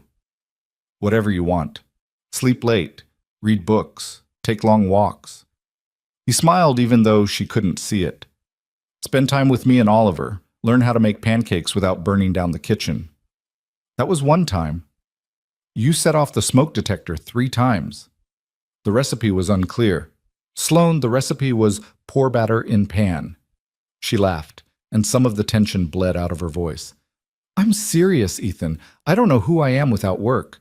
It's been my identity for so long, the woman who achieved things, who built things, who never stopped moving forward. If I stop, what's left?" "You," Ethan said simply. "You're what's left. The woman who survived a terrible childhood and built an empire out of nothing. The woman who showed up at a stranger's door because she needed someone to see her as human. The woman my son adores who can't tell a triceratops from a stegosaurus but tries anyway. I can definitely tell them apart now."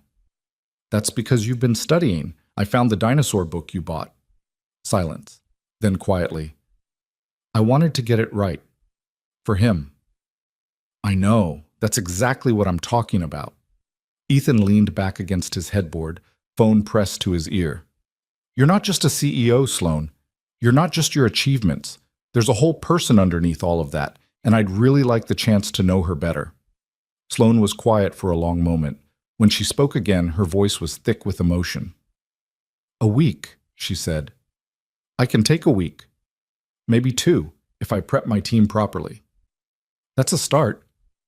"Will you? I mean, if it's not too much to ask." "What?" "Will you help me figure out what to do with myself? For a whole week without meetings or deadlines or crises to manage? I genuinely don't know how to fill that much unstructured time." Ethan smiled at the ceiling. "I think I can manage that. Oliver and I are pretty good at unstructured time. It's kind of our specialty." "Thank you," she whispered.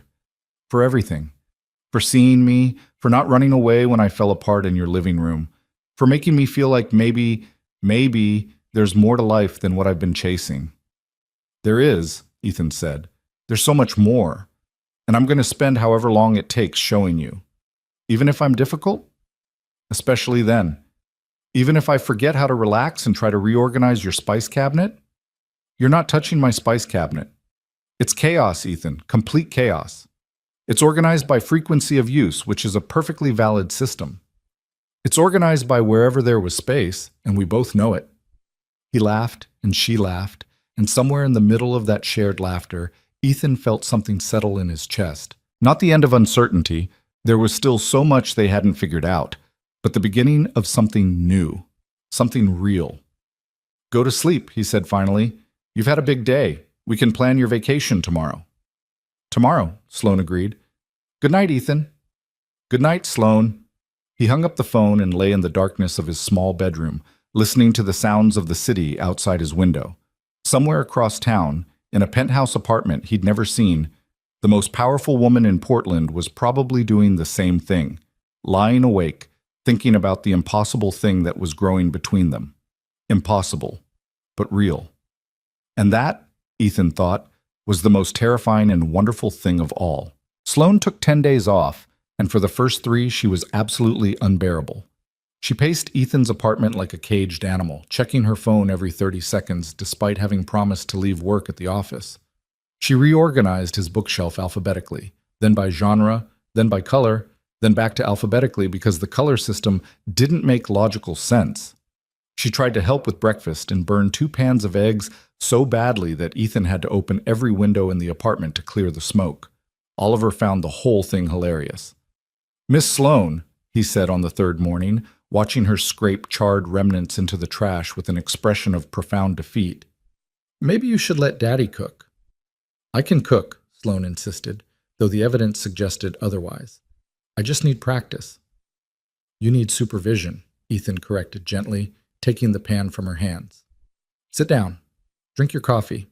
Let me handle the eggs. Sloane sat, but she didn't relax. Her leg bounced under the table, her fingers drummed against her coffee cup, and her eyes kept drifting to the phone she'd placed face down on the counter, as if the device might spontaneously combust if she didn't check it. This is torture, she muttered. How do people do this? Just exist? Without deadlines or meetings or problems to solve? They enjoy it, Ethan said, cracking eggs into a fresh pan. Eventually. I don't think I'm capable of enjoying it. My brain isn't wired for stillness. Oliver climbed down from his chair and padded over to where Sloane sat. Without asking permission, he crawled into her lap and settled against her chest like it was the most natural thing in the world. When I feel wiggly inside, he said seriously, Daddy tells me to take deep breaths and think about good things, like dinosaurs or ice cream. Sloane looked down at the boy in her arms, and something in her expression shifted. The tension in her shoulders eased, just slightly. What kind of ice cream? She asked. Chocolate chip, it's the best kind. I've always been partial to mint chocolate chip myself. Oliver wrinkled his nose. That's toothpaste flavor. It is not toothpaste flavor, it's refreshing. Daddy, tell Miss Sloane that mint is toothpaste flavor. Ethan glanced over his shoulder, hiding a smile. I'm staying out of this one, buddy. You two can fight about ice cream without me. Oliver turned back to Sloane with the determined expression of a 5-year-old preparing to win an argument. Okay, but what about strawberry? Do you like strawberry? Strawberry is acceptable. And cookie dough? Also acceptable. See? We can agree on things. Oliver nodded sagely. That's what Daddy calls compromise. Sloane laughed, a real laugh startled out of her, and hugged the boy tighter. Your daddy is a very smart man. I know, he can fix anything. Ethan served the eggs and sat down across from them, watching Sloane hold his son with an ease that would have seemed impossible just weeks ago. She was still wound tight, still fighting against her own need for constant motion, but something was beginning to shift. The armor was coming off, piece by piece. Today, Ethan announced, we're going to the park. Sloane's eyebrows rose. The park? The park! Oliver's been wanting to show you the big slide. It's really big, Oliver confirmed. Bigger than a house. I don't think it's quite that big, buddy. It's at least as big as a car. That's more accurate. Sloane looked between them with an expression of bemused uncertainty. I haven't been to a park in, I don't actually know how long. Decades, maybe? Then you're overdue.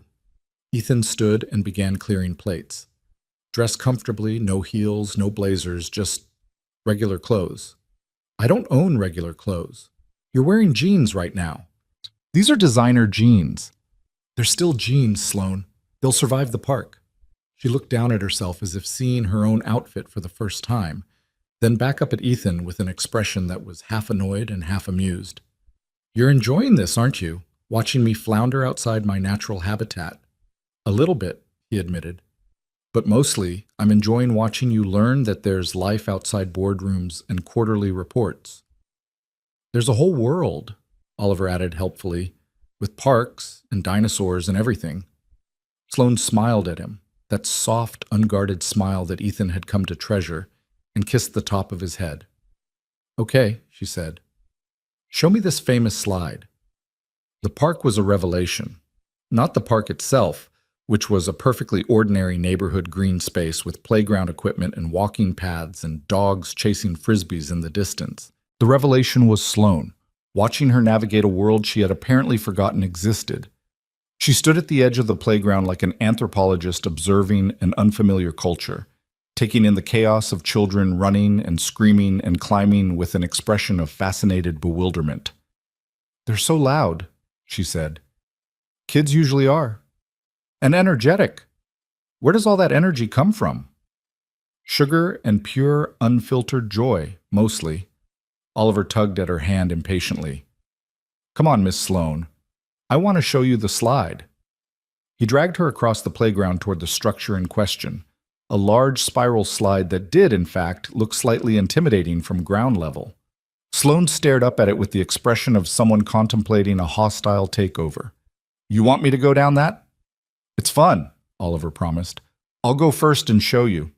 Before Sloane could protest, he scrambled up the ladder with the monkey-like agility of childhood and disappeared into the spiral. Seconds later, he emerged at the bottom with a triumphant whoop. See? Easy. Sloane looked at Ethan helplessly. I'm wearing designer jeans, which are still just jeans. I'm 38 years old. Age is just a number. I'm the CEO of a billion-dollar company. Not this week, you're not. This week, you're just Sloane, who's about to go down a slide with a 5-year-old. Oliver was already climbing back up, clearly planning to escort her personally. Sloane watched him go, something complicated moving across her face. When I was his age, she said quietly, I didn't have parks like this. We had a rusty swing set in a vacant lot and strict instructions to be home before dark. I don't think I ever went down a slide. Then you're definitely overdue. She took a breath, squared her shoulders like she was preparing for a board presentation, and followed Oliver up the ladder. Ethan watched from below, phone in hand to capture the moment, as Portland's most powerful executive wedged herself into a children's slide and let gravity do its work. She came out the bottom with her hair disheveled, her designer jeans covered in playground dust, and an expression of pure, startled delight. That was... She trailed off, searching for words. Fun? Ethan suggested. Ridiculous. But she was smiling. Completely ridiculous and utterly pointless, and I think I understand why children are so loud now. Again, Oliver demanded. They went again and again. And by the fourth time, Sloane was racing Oliver to the top of the ladder, laughing in a way Ethan had never heard before, young and free and unburdened. Later, they walked the paths around the park while Oliver ran ahead, chasing pigeons with the focused determination of a tiny hunter. Sloane's hand found Ethan's, their fingers intertwining with the easy familiarity they'd developed over the past weeks. Thank you, she said. For what? For this. For showing me what I've been missing. She gestured vaguely at the world around them, the green grass, the blue sky, the ordinary families enjoying an ordinary day. I've spent so long climbing mountains that I forgot what it felt like to just walk, to be present somewhere without an agenda or an objective. And what does it feel like? She considered the question. Terrifying and wonderful.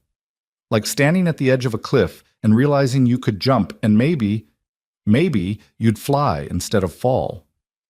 That's a complicated metaphor for a Tuesday at the park. I'm a complicated woman. I noticed. Ethan squeezed her hand. For what it's worth, I think you're flying. Sloane stopped walking and turned to face him. The afternoon sun caught her hair, turning it golden at the edges.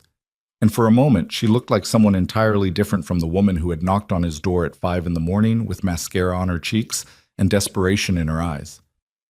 "I think I might be falling," she said softly. "For you, for Oliver, for this whole ridiculous, wonderful life you've built out of nothing." "It's not nothing. It's everything." Her voice cracked slightly. "Don't you see? This apartment full of crayon drawings and superhero blankets, this job you show up for every day because your son needs health insurance, this park where you bring him on Saturdays just because he likes the slide. This is everything I told myself I didn't need, everything I sacrificed on the altar of ambition and success." "You can have both," Ethan said. "Success and this. It's not either or." "Can I?" Genuine uncertainty flickered in her eyes. "Because right now, standing here with you, I'm not sure the success matters as much as I thought it did. I built an empire, Ethan. I have more money than I could spend in 10 lifetimes, and the happiest I've been in decades is going down a playground slide with a 5-year-old. Then maybe your priorities were wrong. Or maybe they're changing." He tucked a strand of hair behind her ear. "Either way, you don't have to figure it out right now. You have time. You have options. That's what success actually gives you, the freedom to choose what matters." Oliver came running back, breathless and flushed. "Daddy, Miss Sloane, there's a dog, a big fluffy one. Can we go pet it?" Sloane looked down at the boy, then back at Ethan, and something in her expression resolved. "Let's go pet the dog," she said. And they did. And it was perfect. The week continued in a similar vein. Small moments of discovery strung together like pearls on a chain. Sloane learned to make pancakes without burning them, though the shapes remained stubbornly abstract. She read Oliver bedtime stories with dramatic voices that made him giggle. She discovered she hated jogging but loved long walks, hated meditation but found peace in washing dishes while watching the rain streak down Ethan's kitchen window. On the 5th day, they took Oliver to the zoo. It was a Tuesday, which meant the crowds were thin, and they could take their time wandering from exhibit to exhibit. Oliver provided running commentary on every animal they encountered, sharing facts he'd learned from library books and YouTube videos with the enthusiasm of a tiny professor. "Did you know that elephants can recognize themselves in mirrors?" he announced at the elephant enclosure. "That means they're really smart, like people smart." "I did not know that," Sloane said, matching his serious tone. "That's impressive. And they remember things forever. Like if you're mean to an elephant, it'll remember and be mad at you later. Note to self, don't be mean to elephants." "You wouldn't be mean to anyone," Oliver said with absolute confidence. "You're nice." Sloane's expression flickered with something complicated. Surprise, maybe? Or gratitude. "Thank you, Oliver. That's very kind. Daddy says you have a hard job, and that's why you're stressed sometimes. But he also says you're getting better at being relaxed. Is that true?" Sloane glanced at Ethan, who suddenly found the elephant habitat's informational placard extremely interesting. "Your daddy talks about me?" she asked. "All the time. He says you're special and brave and that he likes you a lot." Oliver wrinkled his nose. "He gets a weird look on his face when he talks about you, like he's thinking about something happy." "Oliver," Ethan said, feeling heat rise to his cheeks, "maybe we should go see the penguins." "But I'm telling Miss Sloane important things." "Shh, you're telling Miss Sloane things that Daddy said in private. You didn't say they were private." Oliver turned back to Sloane with the innocent certainty of childhood. "He also said your eyes are pretty, like the ocean, but darker. What does that mean?" Sloane was smiling now, wide and delighted. "I think it means your daddy is a romantic." "What's a romantic?" "Someone who says nice things about people's eyes." Oliver considered this. "Then I'm a romantic too. Marcus's eyes are like mud. I told him that, and he got mad, but I meant it nicely because mud is cool." "That's very sweet." "I know." He grabbed both their hands, one in each of his. "Can we see the penguins now, Daddy? You promised we could see the penguins." They saw the penguins, and the giraffes, and the reptile house, where Oliver pressed his face against the glass of every enclosure and named each snake and lizard with absolute authority. By the afternoon, he was flagging, running on the fumes of excitement and churro sugar, and Ethan hoisted him onto his shoulders for the walk back to the car. Within minutes, the boy was asleep, his small hands gripping Ethan's hair, his cheek pressed against the top of his father's head. Sloane walked beside them, quiet and thoughtful. He's wonderful, she said softly. You know that, right? You've raised an absolutely wonderful human being. He's the best thing I've ever done. Ethan adjusted his grip on Oliver's legs. Everything else, the job, the apartment, the whole careful structure of my life, it's all just scaffolding around him. He's the center.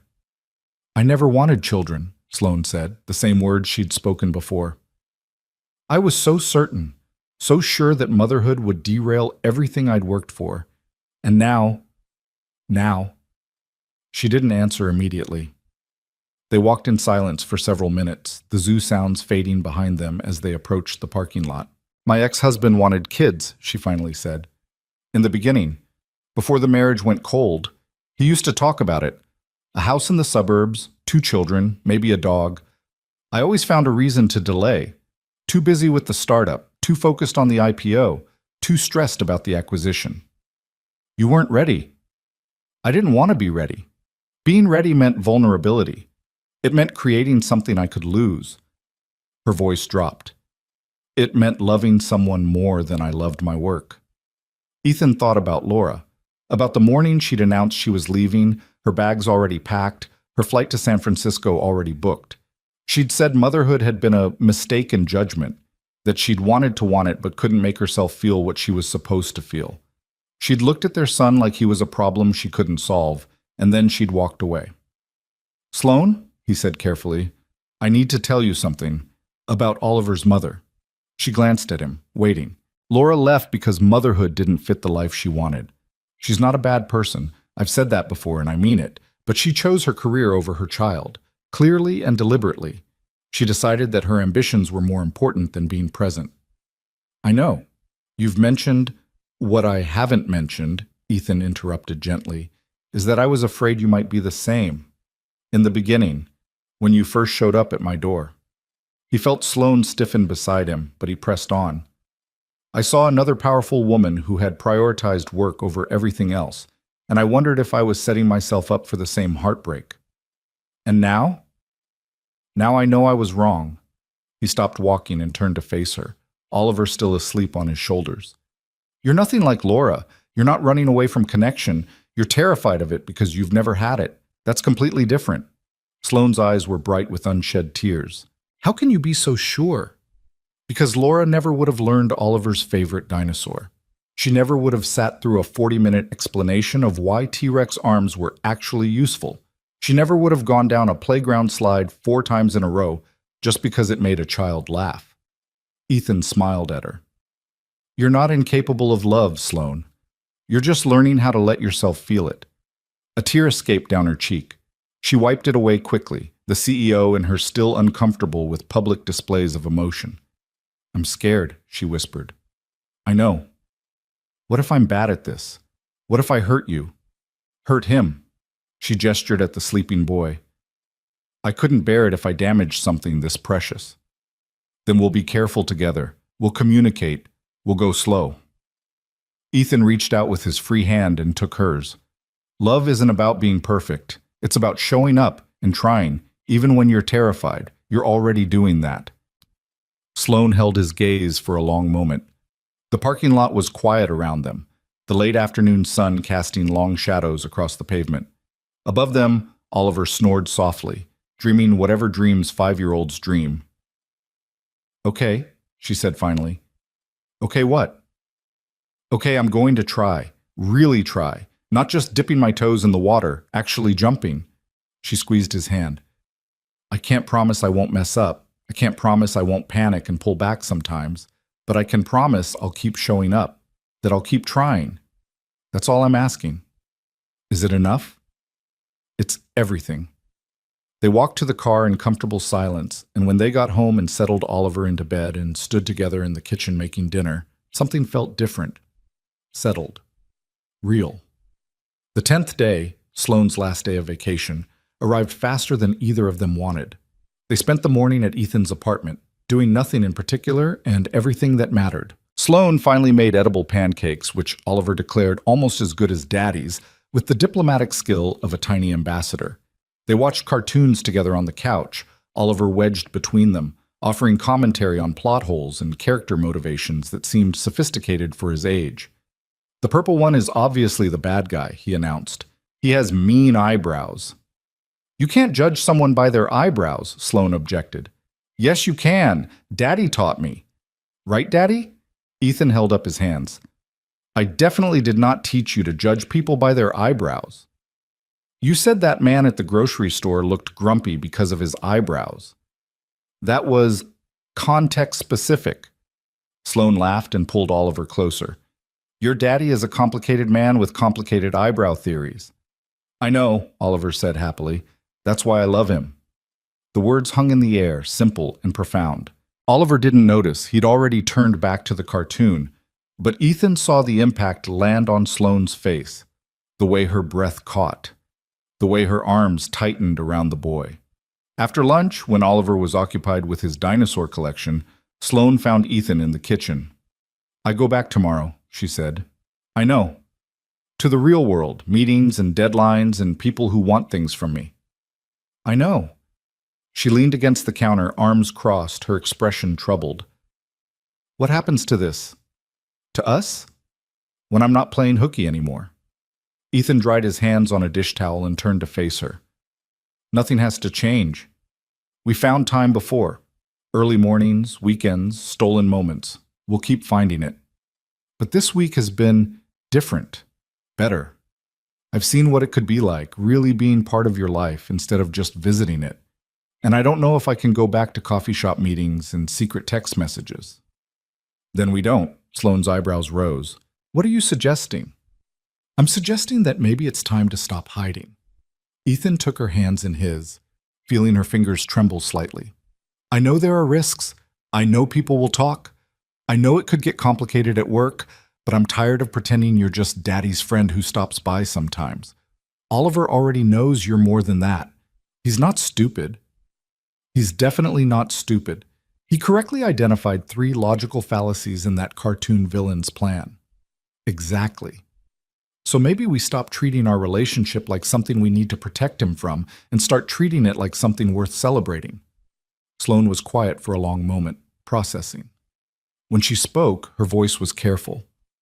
If we go public, even within our own lives, just with the people closest to us, everything changes. The company will find out eventually. The board will have opinions. Your colleagues will look at you differently. Let them. Ethan, I mean it. He cupped her face in his hands, making sure she could see his eyes. I've spent 4 years being careful, playing it safe, building walls around me and Oliver to protect us from anything that might disrupt our stability. And you know what? We survived. We're okay. But we're not thriving. Not really. You seem pretty thrived to me. Because you can't see what's missing when you're inside it. He stroked his thumbs across her cheekbones. You came into our lives like a wrecking ball, and instead of destroying us, you woke us up. Both of us. Oliver talks about you constantly. He draws pictures of us together. You, me, him, sometimes Gerald the dinosaur. He's planning his birthday party and asked if Miss Sloane would help him blow out the candles.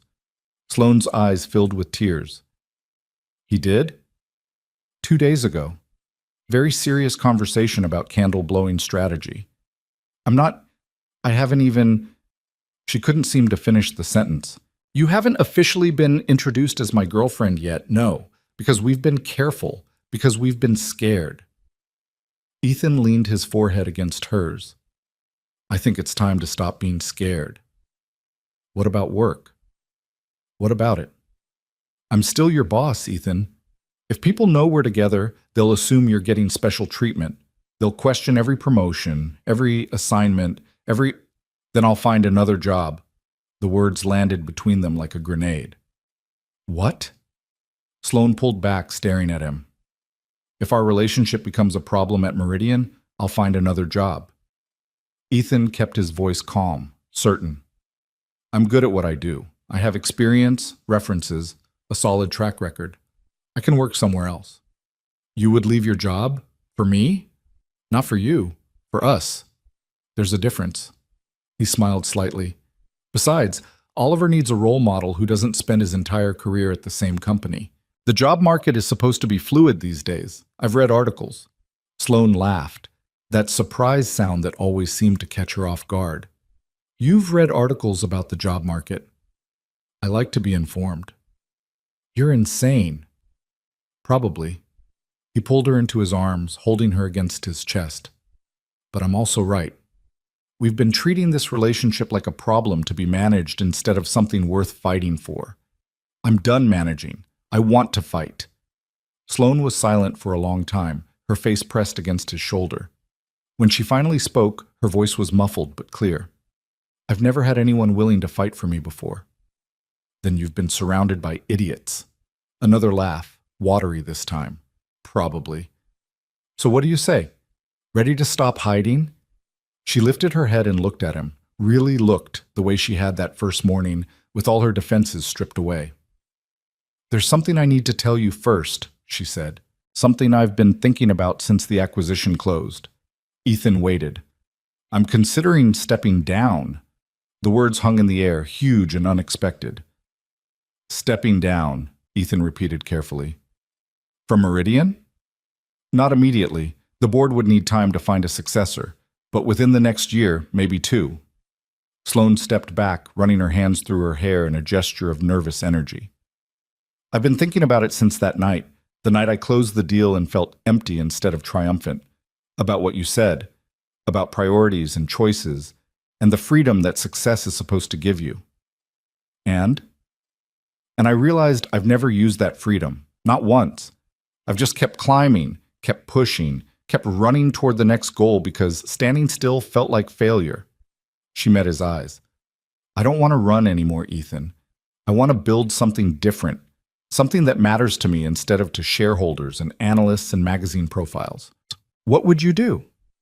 I'm not sure yet. Consulting, maybe. Help other companies without bearing the weight of being responsible for everything. Or something completely different. I've always been interested in nonprofit work, education, giving back to communities like the one I grew up in. A ghost of a smile crossed her face. Or I could learn to make pancakes professionally, start a bed and breakfast somewhere quiet. Your pancake game is improving. I know. Another week of practice and I might achieve mediocrity. Ethan laughed. I think you should do whatever makes you happy, whatever brings you peace. That's the thing. Sloane stepped closer to him again, taking his hands. For the first time in my life, I know what brings me peace. It's this apartment. It's you. It's that ridiculous child in the next room who thinks mint ice cream tastes like toothpaste. It does taste like toothpaste. It does not. This is a fundamental incompatibility, Sloane. I don't know if our relationship can survive. She swatted his arm, but she was smiling. I'm serious. Whatever I do next, I want to build it around this. Around us. Not the other way around. Are you sure? That's a big change. A lot to give up. I'm not giving anything up. Sloane's voice was firm now, certain in a way he hadn't heard before. I'm finally making room for the things that matter. I spent decades accumulating success I didn't know what to do with. Now I want to invest it in something real. Ethan pulled her close, wrapping his arms around her. You know this is terrifying, right? Everything you're talking about, it's huge, life-changing. Everything worth doing is terrifying. She tilted her head up to look at him. You taught me that. You and your 5-year-old and your terrible coffee and your apartment full of love. The coffee's not that bad. The coffee is genuinely awful, Ethan. I've had meetings with venture capitalists that were more pleasant than your morning brew. Noted. We'll upgrade the coffee when you officially move in. The words slipped out before he could think better of them, and he felt Sloane go still in his arms. Move in, she repeated slowly. I didn't mean that was too fast. I shouldn't have. Is that what you want? Ethan stopped backpedaling and made himself think, really think about what he wanted, what he was ready for, what kind of life he was trying to build. Not immediately, he said finally. There's Oliver to consider, and your situation at work, and 1,000 practical details that need sorting out. But eventually, yes, that's what I want. I want to wake up next to you every morning, not just on weekends. I want Oliver to have you in his life as a permanent fixture, not a visitor. I want to build something real with you. Sloane's eyes searched his face. You barely know me. We've been doing this for, 2 months? 3? Long enough to know that I've never felt this way about anyone. Not even Laura, if I'm being honest. He touched her cheek gently. I'm not asking you to decide anything right now. I'm just telling you what I want, eventually, when we're both ready. And if I'm never ready, then we figure out something else. Whatever you're comfortable with. But I don't think that's what's going to happen. No? No. Because I see the way you look at Oliver, the way you light up when you walk through my door, the way you've started leaving things here. A sweater, a phone charger, that ridiculous expensive face cream in the bathroom. He smiled. You're already moving in, Sloan.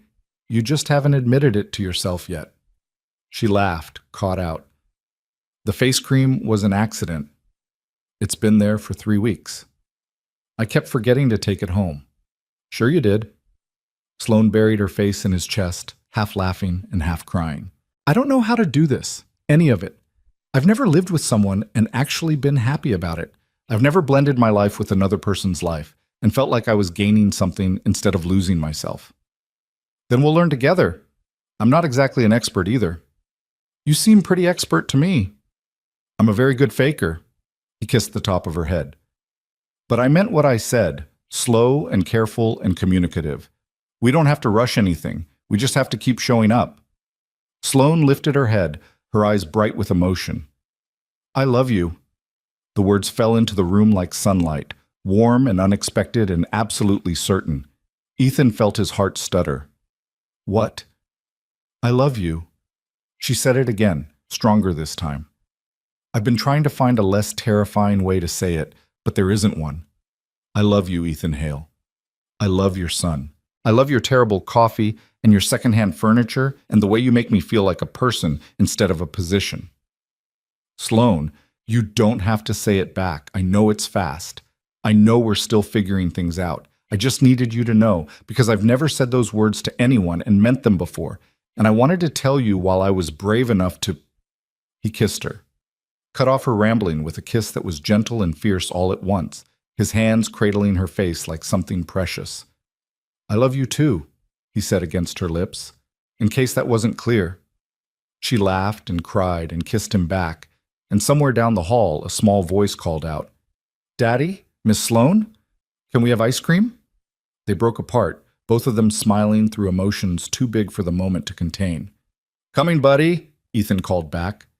He looked at Sloan, this woman who had crashed into his life at 5 a.m. and changed everything. Ready? She took his hand. Ready. They walked together toward the small boy waiting in the living room, toward the ice cream debate that would inevitably ensue, toward a future neither of them could have imagined when that desperate knock first echoed through a quiet hallway. And for the first time in longer than she could remember, Sloan Carrington wasn't running toward something or away from something. She was simply, finally, exactly where she wanted to be. The ice cream turned out to be chocolate chip because Oliver won the argument with a combination of impeccable logic and strategic pouting that Sloan secretly admired. They sat at the kitchen table, all three of them, eating from mismatched bowls while the afternoon light slanted golden through the windows, and Sloan thought, this is it. This is what I've been missing.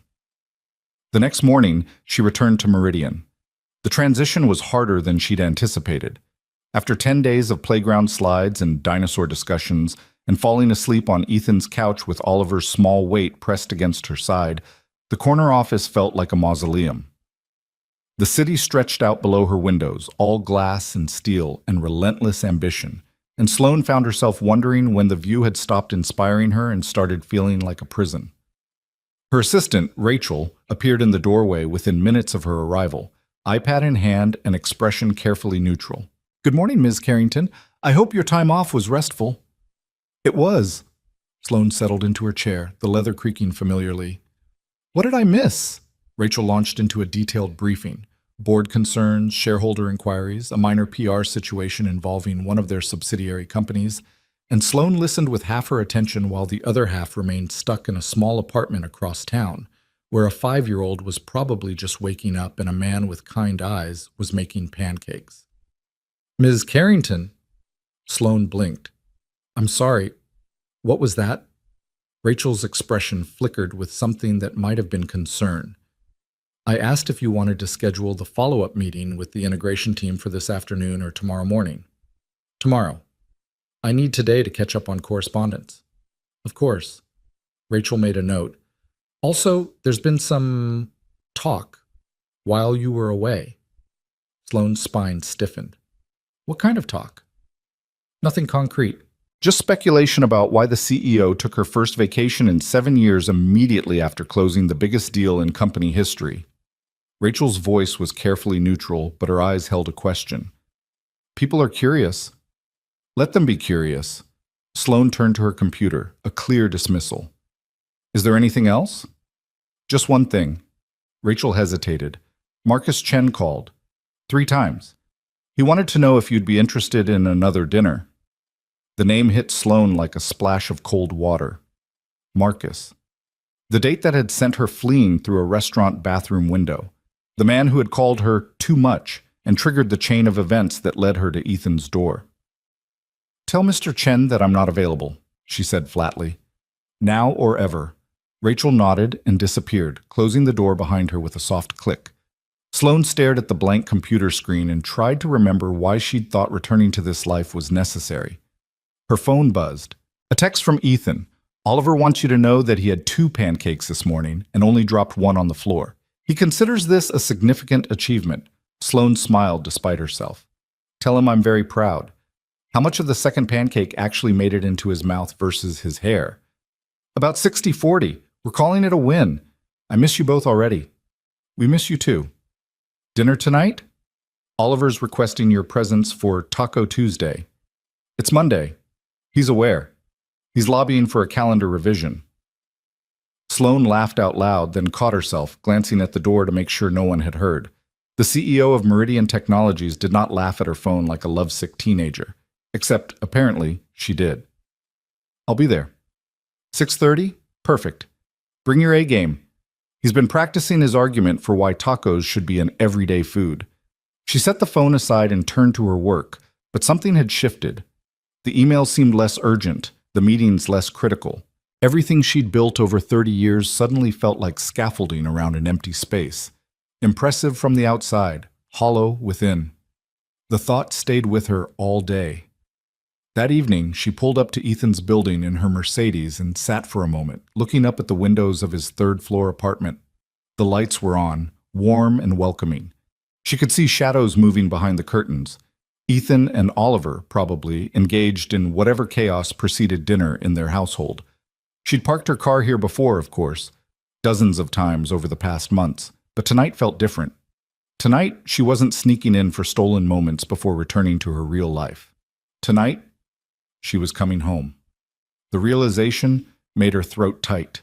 She gathered herself, grabbed the bottle of wine she'd brought, and the dinosaur coloring book she'd picked up at a bookstore on her way because she was apparently incapable of showing up empty-handed now, and headed inside. Oliver answered the door before she could knock, flinging it open with the enthusiasm of a child who had been waiting. Miss Sloane, you came! Of course I came. I heard there was a very important taco discussion happening tonight. There is. Oliver grabbed her hand and pulled her inside. I have a whole presentation. Daddy helped me make slides. Sloane looked past the boy to where Ethan stood in the kitchen doorway, wiping his hands on a dish towel and grinning. He was very insistent about the slides, Ethan said. I tried to explain that taco advocacy doesn't typically require PowerPoint, but he felt strongly. I like a man who commits to his arguments. Sloane handed over the wine and the coloring book, receiving a delighted squeal from Oliver at the latter. I brought visual aids as well. Consider it supporting evidence for the dinosaur portion of the evening. There's going to be a dinosaur portion of the evening? Ethan raised an eyebrow. There's always a dinosaur portion of the evening, Oliver said seriously. You know that, Daddy. My mistake. Dinner was chaos in the best possible way. Oliver presented his taco argument with the solemnity of a closing statement, complete with hand-drawn slides featuring stick figures eating what might have been tacos or might have been abstract expressionism, and Sloane played the role of skeptical judge while Ethan served as bailiff, moderator, and line cook simultaneously. In conclusion, Oliver said, standing on his chair for dramatic effect, tacos should be every day because they have all the food groups and they taste good, and I love them. Sloane pretended to deliberate. The defense makes a compelling case. However, I have concerns about the sustainability of a taco-based economy. What about the tortilla supply chain? Oliver blinked. What's a supply chain? It's how things get from where they're made to where you eat them. Oh. He considered this. We could grow our own tortillas. Tortillas don't grow, buddy, Ethan interjected. They're made from corn or flour. Then we could grow corn. Oliver beamed, problem solved. Daddy, can we grow corn? In our apartment? Probably not. What about on the balcony? We don't have a balcony. Oliver's face fell, but only for a moment. Miss Sloane, do you have a balcony? Sloane thought of her penthouse apartment with its wraparound terrace overlooking the city. I do, actually. Then we can grow corn there. Problem solved. Oliver pumped his fist in victory. Tacos forever. Ethan and Sloane exchanged a look over the boy's head, a look that held amusement and something deeper, a shared recognition that their lives were becoming more intertwined with every passing day. We'll discuss the corn situation later, Ethan said diplomatically. For now, eat your taco before it gets cold. Oliver complied with the enthusiasm of a child who had won a major victory, chattering between bites about corn farming and tortilla factories and his grand vision for a taco-based future.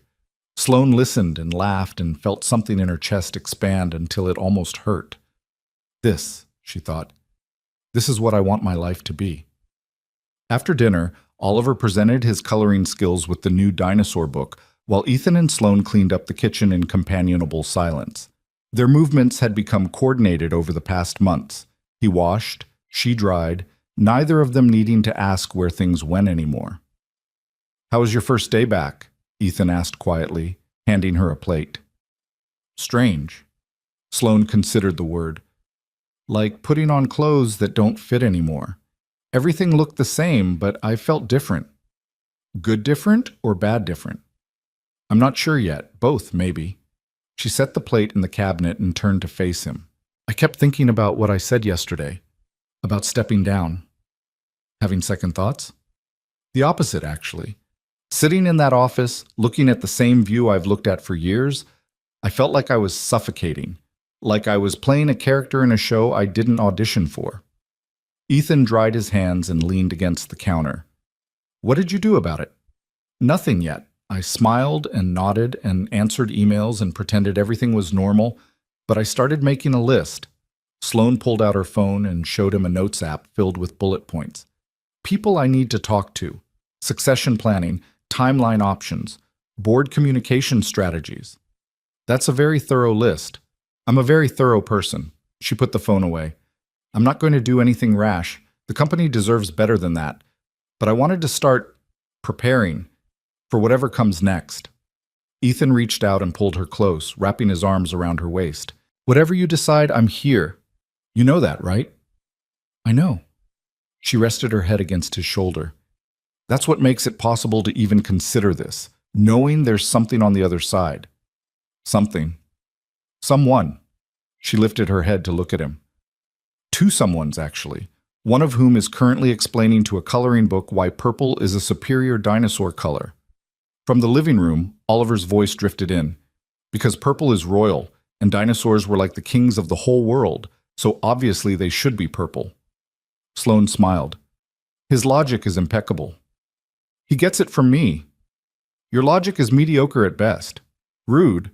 But Ethan was smiling too. What do you want to do now? Oliver will need to go to bed in about an hour, but until then we have the whole evening. Can we just be here? Watch him color, drink some wine, not think about tomorrow? We can do that. And they did. They settled onto the couch, while Oliver sprawled on the floor with his coloring book, and Sloane discovered that the simple act of existing in a space with people she loved was more fulfilling than any board meeting or acquisition deal had ever been. When Oliver's eyes started drooping and his crayon movements became sluggish, Ethan carried him to bed, while Sloane lingered in the living room, looking at the evidence of a life well lived scattered around her. The superhero drawings on the walls, the tiny sneakers by the door, the stack of library books about dinosaurs and space, and 100 other things that fascinated a curious 5-year-old. This is what matters, she thought, not the corner office, or the stock options, or the Forbes profiles. This.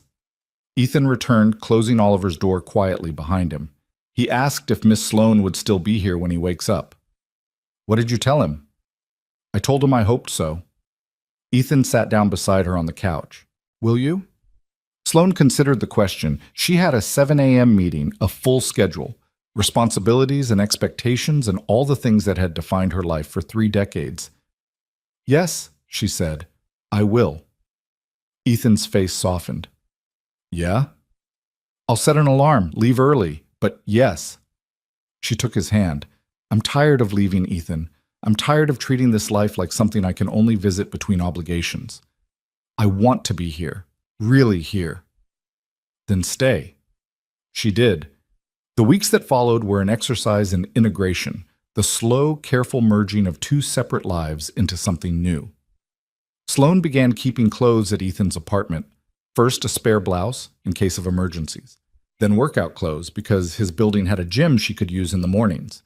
Then a whole drawer, and then a second drawer, until the question of whether she was staying over or living here became increasingly academic. Oliver adapted with the flexibility of childhood. Miss Sloane became just Sloane, and then, one afternoon when he was tired and forgot himself, he called her Mom. He froze immediately, his eyes going wide with horror. I didn't mean... I know you're not my... I'm sorry, Oliver. Sloane knelt down to his level, her heart pounding. It's okay. But you're not my mom. My mom is in San Francisco. You were helping me with my shoes, and you smelled nice, and I forgot. Oliver. She put her hands on his small shoulders, steadying him. You can call me whatever feels right. If Sloane feels right, that's perfect. If something else feels right someday, that's perfect too. There's no wrong answer here. But what if my real mom gets mad? The question broke something in Sloane's chest. This child, worrying about hurting feelings while his own heart was clearly confused and conflicted. Your mom loves you, Sloane said carefully, because regardless of her own feelings about Laura, this was true and Oliver needed to hear it. And she wants you to be happy. I want you to be happy. Your daddy wants you to be happy. All the grown-ups in your life want that. Even if I accidentally call someone the wrong name? Even then, especially then? Oliver considered this. Then, with the mercurial mood shifts of childhood, he brightened. Okay, can we have a snack now? Sloane laughed, tension dissolving. What kind of snack? Dinosaur crackers, obviously. Obviously. She told Ethan about it later, when Oliver was in bed and they were sharing a bottle of wine in the kitchen. He called me Mom, she said, and then panicked like he'd committed a crime. Ethan's expression was careful. How did you feel about it? Terrified. Overwhelmed. She paused. Happy. Is that strange? No. He reached across the table and took her hand. It's not strange at all. I told him he could call me whatever felt right. I hoped that was okay. I didn't want to overstep, but I also didn't want him to feel like he'd done something wrong. You handled it perfectly. Ethan squeezed her fingers. He's been talking about you differently lately, not like a guest anymore, like someone who belongs here. Do I? Belong here? I think you know the answer to that. She did. She was just still getting used to believing it. The board meeting where everything changed happened 6 weeks after Sloane returned from her vacation. She had been preparing for months, laying groundwork, having private conversations with key stakeholders. The plan was careful and strategic, a controlled transition that would protect the company, preserve her legacy, and give her the freedom she'd been craving. But plans, she'd learned, rarely survived contact with reality. Ms. Carrington. Richard Holt, the board chairman, leaned forward in his chair with an expression that made Sloane's instincts flare. Before we begin the regular agenda, there's a matter the board would like to discuss. Sloane kept her face neutral. Of course. It's come to our attention that you've been distracted lately, taking unprecedented time off, delegating responsibilities you've historically handled personally. Richard's voice was carefully modulated, but his eyes were sharp. Some board members have expressed concern about your commitment to the company. Sloane felt a cold anger settle in her chest. My commitment to Meridian has never wavered.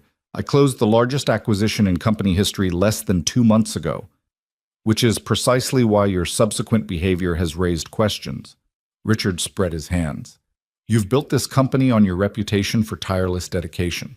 The CEO who never takes vacations, never delegates, never stops pushing. And now, suddenly, you're leaving early, coming in late, and, if rumors are to be believed, spending considerable time with a junior employee. The room went very quiet. Sloane felt the blood drain from her face, then rush back in a hot wave. They knew. Somehow, they knew about Ethan. What I do in my personal time is none of the board's concern, she said, her voice ice. It is when it affects your judgment. Richard's tone hardened. We've also heard whispers about stepping down, about transition planning, activities that should involve the board but apparently don't. Sloane's mind raced. Someone had been watching, listening, reporting. She'd been careful, but not careful enough. I was planning to bring a proposal to the board when the time was right, she said. A measured transition that would protect shareholder value and ensure continuity, but I see that timeline has been accelerated. We're not trying to push you out, Sloane. This from Margaret Chen, one of the friendlier board members. We're trying to understand what's happening. You've been the heart of this company for 15 years. If something is changing, we need to know. Sloane looked around the room at the faces she'd worked with for years, some sympathetic, some hostile, all calculating. This was the moment she'd been preparing for, even if it was arriving faster than she'd planned. Something is changing, she admitted. I am changing. For the first time in my career, I found something that matters more to me than this company. And I've realized that's not a betrayal of what I've built. It's the whole point of building it. Richard's eyebrows rose. You're saying you're leaving for personal reasons? I'm saying I'm ready to let go. Not immediately. I wouldn't abandon Meridian like that. But within the next year, yes. I want to step back, find a successor, and build a life that isn't defined entirely by quarterly earnings. And the junior employee? Sloane met Richard's gaze without flinching. His name is Ethan Hale. He's a project coordinator on the 14th floor, and he's the best thing that's ever happened to me. The silence that followed was deafening. You're aware, Richard said slowly, of the complications this creates, the liability issues, the appearance of impropriety? I'm aware of all of it, which is why Ethan has already submitted his resignation, effective at the end of the month. He found another position, equal pay, better commute, at a company where our relationship creates no conflicts. Sloane allowed herself a small smile. We anticipated this conversation, Richard. We've been preparing for it. The board exchanged glances. Sloane watched them process the information. The CEO they thought they were cornering turning out to be several steps ahead. You planned this, Margaret said, not quite a question. I planned for every scenario. It's what you pay me to do. Date. Sloane stood, commanding the room the way she always had. Now, if there are no further questions about my personal life, I believe we have actual business to discuss, unless the board would prefer to spend the rest of the afternoon gossiping. No one said anything. Excellent. Let's proceed with the agenda. She drove to Ethan's apartment that evening with her hands shaking on the steering wheel, not from fear but from the aftermath of adrenaline. The confrontation had gone better than she'd hoped, but it had still been a battle, and battles took their toll. Ethan opened the door before she could knock, his expression worried. How bad was it? They knew about us. Someone had been talking. And? Sloane stepped inside and let him wrap his arms around her. And I told them everything, about you, about stepping down, about all of it. I basically dared them to challenge me. And did they? They backed down, for now.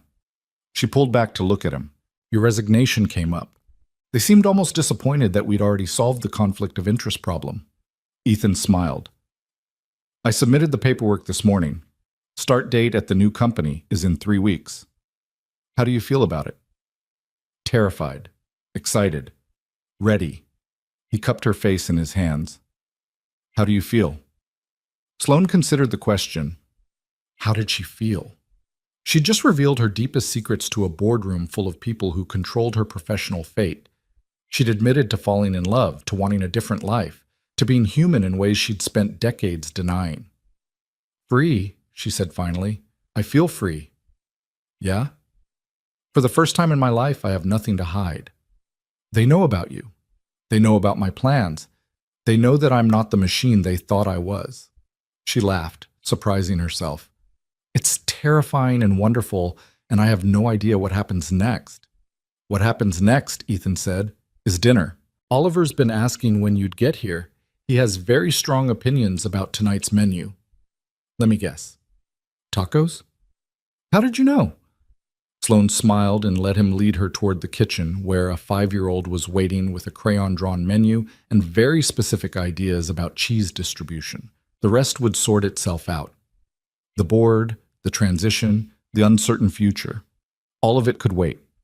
Right now, there were tacos to make and arguments to have and a family to build. Everything else was just details. The transition announcement came a month later.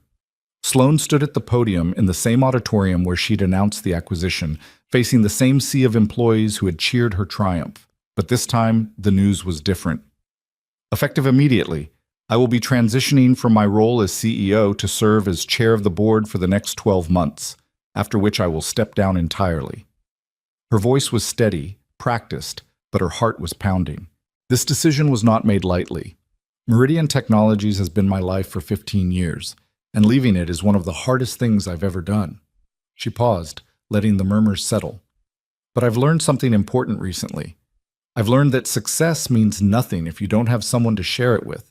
I've learned that the view from the top is lonely, and that all the achievements in the world can't fill the space where connection should be." Her eyes found Ethan in the crowd, no longer hiding in the back, but standing near the middle, watching her with an expression of quiet pride. "I've learned that it's never too late to choose a different path." After the announcement, there were handshakes and questions, and the inevitable chaos of major news. Sloane navigated it with the skill of decades, but her mind was elsewhere, on the man waiting in the crowd, on the child who would be picked up from daycare in 2 hours, on the life that was finally becoming possible. She found Ethan in the hallway after the crowd had thinned. "You did it," he said. "I did it. How does it feel?" Sloane took a breath, really considering the question. The weight she'd been carrying for months, years maybe, had lifted. In its place was something lighter, brighter, full of possibility. "It feels like the beginning of something," she said. "Finally, after all this time, the beginning." Ethan took her hand right there in the hallway where anyone could see, because it didn't matter anymore. Nothing was hidden. Nothing was forbidden. They were just two people choosing each other in the open. "Then let's begin," he said. And they did. The beginning, as it turned out, looked a lot like ordinary life, only better. The months following Sloane's announcement passed in a blur of transitions and adjustments. She hired a search firm to find her replacement, conducted interviews with executives from 3 continents, and slowly transferred her responsibilities to a COO she had personally groomed for greater things. The board watched with a mixture of respect and bewilderment as the woman they'd thought would die at her desk methodically dismantled her own empire. Meanwhile, Ethan started his new job at a mid-sized tech company downtown, where no one knew or cared that his girlfriend used to run Meridian Technologies. The commute was shorter, the work was interesting enough, and for the first time in years, he left the office at 5 o'clock without guilt. Oliver started first grade.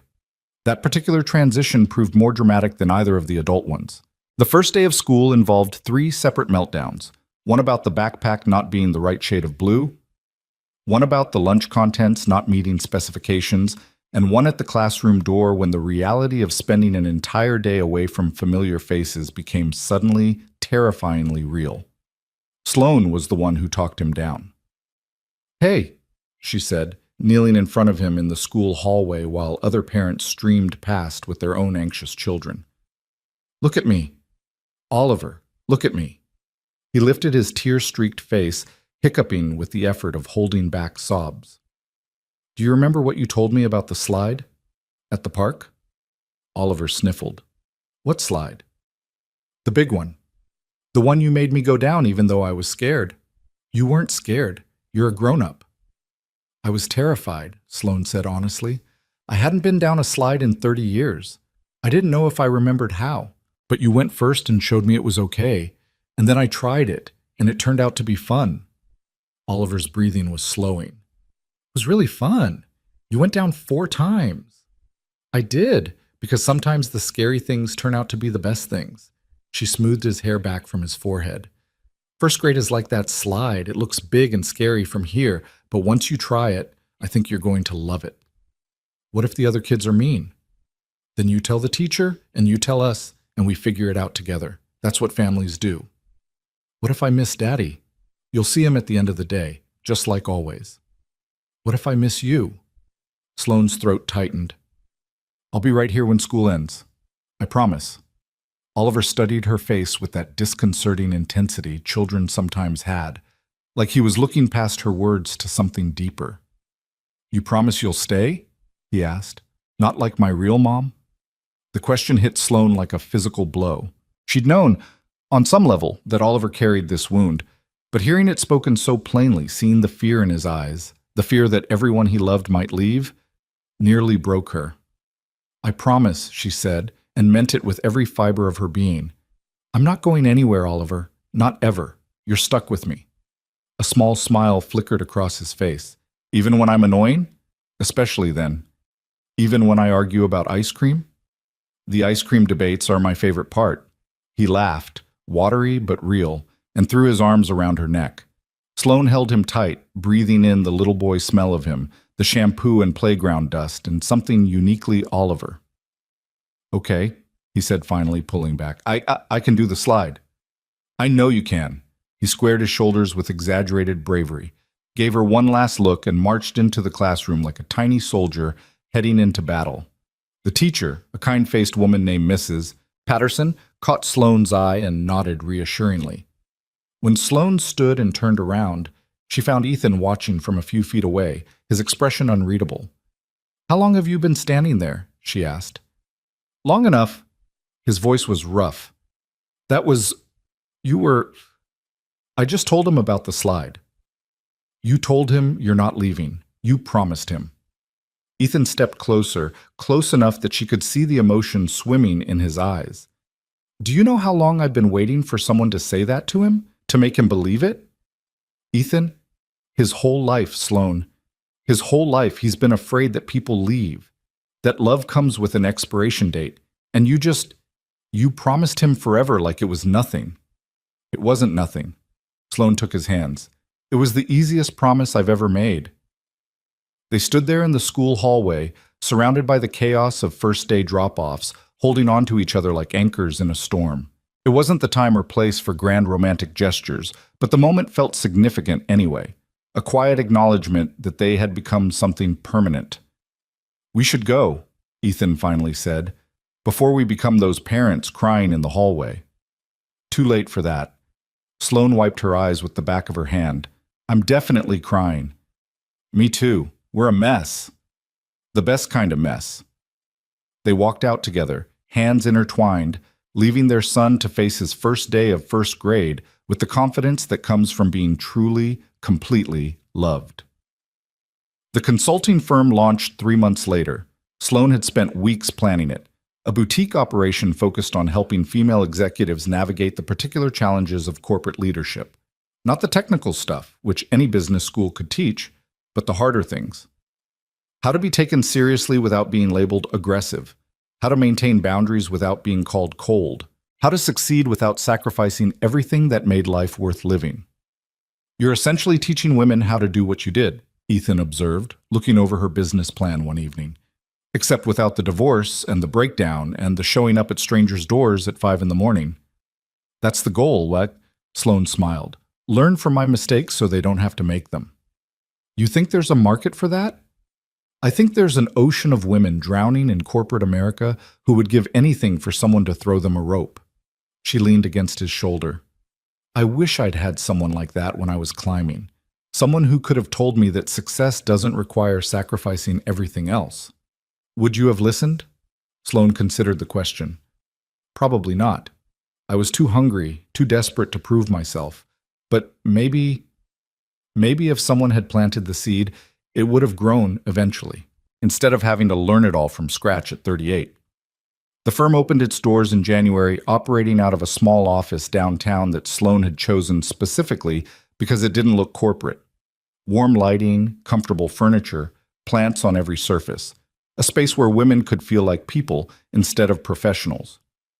Her first client was a 32-year-old VP at a tech startup who was burning out so badly she'd started having panic attacks in her car before meetings. By the end of their first session, the woman was crying in Sloan's office, finally admitting that she hated her job, her boyfriend was about to leave her, and she couldn't remember the last time she'd felt happy. "What would make you happy?" Sloan asked. The woman stared at her. "No one's ever asked me that before. I'm asking now. I don't know. That's the terrifying part. I've spent so long chasing what I thought I should want that I forgot to figure out what I actually want." Sloan smiled. "Then that's where we start." Word spread. Within 6 months, the firm had a waiting list. Within a year, Sloan was hiring other consultants, women who had walked similar paths and emerged with wisdom to share. She was working harder than she'd planned, building something new with the same intensity she'd brought to Meridian, but it felt different this time, meaningful in a way that quarterly earnings had never been. And every evening, no matter how full her calendar, she came home. Home had changed too. They'd moved into a larger apartment, a 3-bedroom in a building with a doorman and a rooftop garden that Oliver had claimed as his personal dinosaur observation deck. Sloan had wanted to buy a house, something with a yard and room to grow, but Ethan had hesitated. "I don't want you to feel like you're funding our life," he'd explained during one of their late-night conversations about the future. "I know you have more money than I'll ever have. That doesn't bother me, but I need to contribute. I need to feel like we're building this together." "We are building it together." "Then let's find something we can both afford. Something that's ours, not just yours." They'd compromised on the apartment, upscale enough that Sloan didn't feel like she was slumming, modest enough that Ethan could pay his share without financial strain. It wasn't perfect, but it was theirs, and that made it better than perfect. Oliver's room had evolved from its previous superhero theme to a more sophisticated dinosaur and space motif, with glow-in-the-dark stars on the ceiling and a bookshelf overflowing with everything from picture books to elementary science texts. He was reading now, really reading, devouring stories about adventure and discovery with the same intensity he'd once reserved for coloring books. "He's growing up so fast," Sloan said one evening, watching him curl up on the couch with a chapter book about time-traveling dinosaurs. "Wasn't he just starting kindergarten?" "That was 2 years ago," Ethan reminded her. "Exactly, 5 minutes ago. Time is weird when you're happy. It speeds up." Sloan leaned into him, feeling the truth of that statement in her bones. The past 2 years had flown by, a blur of school plays and business launches and quiet evenings and chaotic mornings. She'd missed so much of life before, too focused on climbing to notice the view. Now she noticed everything. The proposal came on a Tuesday. Not because Tuesday was special, but because Ethan had been carrying the ring around for 2 weeks waiting for the perfect moment, and he'd finally realized there was no perfect moment, just life, ordinary and extraordinary, at once.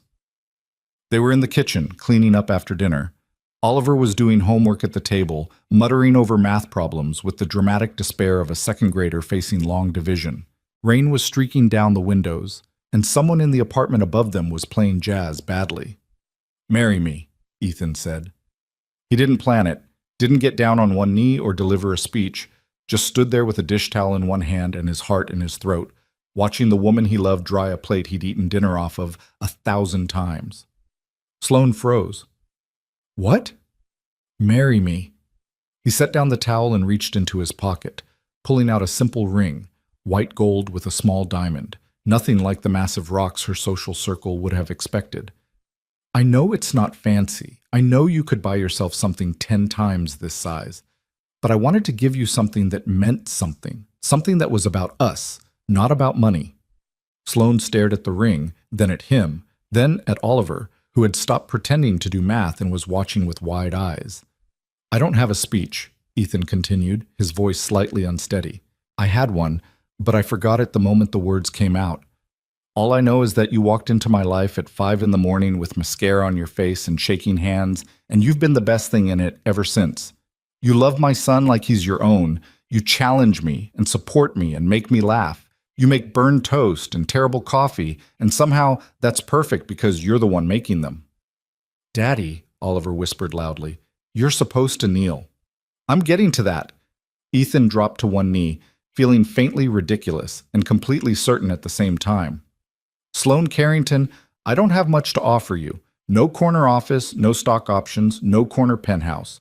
But I can promise you boring Tuesdays and hard mornings and a family that will never ever let you feel alone again. Will you marry me? The kitchen was silent except for the rain and the bad jazz and Oliver's held breath. Sloane set down the plate she'd been drying. Her hands were trembling, the same trembling he'd seen that first night when she'd stood in his doorway broken and desperate, and somehow still the strongest person he'd ever met. Yes, she said. Really? Yes, Ethan, 1,000 times yes. Oliver exploded from his chair with a whoop, throwing himself at both of them and nearly knocking Ethan off his knee. They ended up in a pile on the kitchen floor, laughing and crying and holding on to each other while the ring sat forgotten on the counter and the dinner dishes dried themselves, and the world outside continued spinning without any idea that something miraculous had just happened in apartment 3B. Can I tell everyone? Oliver demanded. Can I tell Marcus? Can I tell Mrs. Patterson? Can we have a party? You can tell everyone, Sloane promised, her voice thick with emotion. And yes, we can have a party. With tacos? With tacos. And cake? Definitely cake. And dinosaur decorations? Ethan laughed. Let's not get carried away. Dinosaur decorations are essential, Daddy. Everyone knows that. They stayed on the kitchen floor longer than was probably reasonable. 3 people tangled together in a knot of joy and relief and love so big it seemed impossible that the apartment could contain it. Eventually, Oliver declared the floor uncomfortable and demanded celebratory ice cream, and they climbed to their feet to resume the business of ordinary life. But something had shifted. Something had settled into place, like the final piece of a puzzle clicking home. They were a family now, officially, permanently, and neither of them could stop smiling. The wedding was small. Sloane had attended enough society weddings to know she didn't want one. The elaborate productions, the guest lists full of people you barely knew, the focus on spectacle over substance. What she wanted was simple, the people she loved, in a place that mattered, making promises that meant something. They chose a Saturday in June, exactly 1 year after Sloane's transition announcement. The venue was the park where Oliver had first shown her the big slide. Rented for the afternoon, filled with wildflowers and fairy lights and folding chairs for the 42 people who genuinely mattered to them. Sloane's mother came, making the trip from Massachusetts for the first time in years. She was smaller than Sloane remembered, grayer, softened by time and something that might have been regret. You look happy, her mother said, adjusting Sloane's simple white dress in the makeshift dressing room they'd set up in the park's community building. Really happy. I don't think I've ever seen you like this. I am happy, Mom. That man, he's not what I expected for you. I know. Sloane met her mother's eyes in the mirror. He's better. Her mother was quiet for a moment. I wasn't a good mother to you, I know that. I was so scared of everything, so determined to control what I could, that I forgot to love you the way you deserved. Mom, let me finish, please. Her mother's hand stilled on Sloane's shoulders. I watched you build that empire, and I was proud, so proud, but I was also scared. You became everything I'd tried to make you, and it made me realize that what I'd tried to make you wasn't what you needed at all. I'm not angry anymore, Sloane said, and realized it was true. I was, for a long time, but I understand now. You did your best with what you had. That's all any of us can do. Your father would have loved to see this. You, here, happy, with a family. Sloane's throat tightened. Her father had died 6 years ago, his liver finally giving out after decades of quiet alcoholism. She'd barely known him by then, too many years of distance, too much resentment built up. But sometimes, in quiet moments, she wondered what he would have thought of the life she was building now. I think he would have liked Ethan, she said. I think so too. Her mother squared her shoulders with the brisk efficiency Sloane had inherited. Now, enough of this emotional nonsense. You have a wedding to get to. The ceremony was simple and perfect. Oliver served as ring bearer, taking his duties so seriously that he walked down the aisle with the exaggerated caution of someone defusing a bomb. Ethan stood under an arch of wildflowers, looking like he might cry or laugh or both, his eyes fixed on Sloane as she walked toward him. She wasn't given away by anyone. She walked alone, because that was how she'd arrived at this moment, through her own choices, her own courage, her own willingness to knock on a stranger's door at 5 a.m. and trust that she'd be let in. The vows they'd written themselves. Ethan, Sloane said, holding his hands in hers, I came to you broken and desperate, and you gave me coffee so bad it should have been a criminal offense. Laughter rippled through the small crowd. But you also gave me something I'd never had before. You gave me space to be human, to be scared and uncertain and not have all the answers. You showed me that strength doesn't mean being invulnerable. It means being honest about your vulnerabilities and trusting someone else to help carry them. She paused, steadying herself. I promise to be your partner in everything, to support your dreams and share your burdens, to never make you feel like my success diminishes yours, to be present, really present, even when work calls and deadlines loom and the world demands my attention. Her voice cracked slightly. And I promise to love Oliver like he's my own, because he is. He's been mine since the moment he asked if I was a princess and told me I must be a queen. Ethan's eyes were definitely wet now. Sloane, he said, squeezing her hands, I've spent 4 years being careful, building walls, protecting my son and myself from anything that might disrupt the safe little life we'd constructed. And then you showed up at 5 a.m. and knocked those walls right down. He smiled through the emotion. You terrified me. You still terrify me, honestly. You're smarter than me, more successful than me, more driven than me. By every measure society uses, you're out of my league. But you chose me anyway. You chose us. And that choice, that willingness to step down from the mountain you'd climbed and build something new with an ordinary guy in an ordinary apartment, that's the bravest thing I've ever seen. He took a breath. I promise to be your safe place. The person you can be messy with, uncertain with, completely yourself with. I promise to never make you feel like you're too much, because you're not. You're exactly the right amount. And I promise to spend every day reminding you that the life we're building together is worth more than any corner office or Forbes profile or acquisition deal. Because it is. You are. Oliver, who had been standing patiently through the adult emotional stuff, tugged on Ethan's sleeve. Is it time for the rings yet? Yes, buddy, it's time for the rings. The rings were exchanged. The vows were sealed. And when the officiant pronounced them married, Oliver cheered so loud that birds scattered from nearby trees. The reception was everything a reception should be: good food, better company, and a dance floor that got progressively more chaotic as the evening wore on. Sloane danced with Ethan, slow and close, her head on his shoulder, swaying to a song she couldn't name but would remember forever. We did it, she murmured. We did. We're married. Apparently so. She could hear the smile in his voice. How does it feel? Like everything I didn't know I wanted. Funny, that's exactly how I'd describe you. She lifted her head to look at him, this man who had opened his door and his heart and his family to her, who had never asked her to be less than she was, who had taught her that love wasn't about grand gestures, but about showing up day after day, even when it was hard. I love you, Ethan Hale. I love you too, Sloane Hale. The new name felt strange in her ears, but good. Right, like a door closing on who she'd been and opening onto who she was becoming. It's Sloane Carrington Hale, technically, she corrected. I hyphenated, for professional reasons. Of course you did. He laughed and pulled her closer. My very professional wife.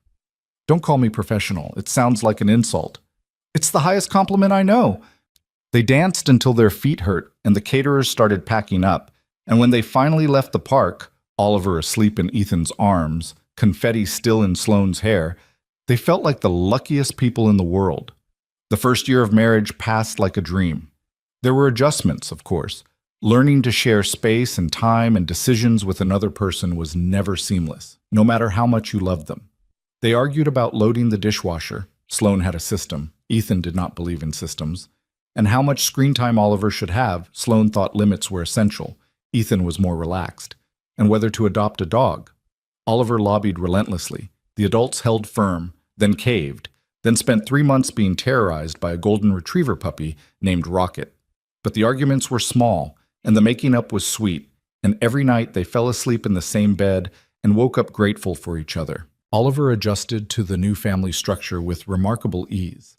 He started calling Sloane Mom, naturally now, not every time, but often enough that it no longer surprised anyone. His birth mother, Laura, had faded into the background of his life, her quarterly visits feeling more like obligations than connections.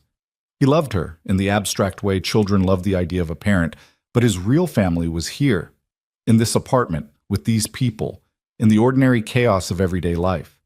Sloane's consulting firm grew. Ethan got promoted at his new company. Oliver made the honor roll in the soccer team, and a best friend named Jamie, who shared his obsession with all things prehistoric.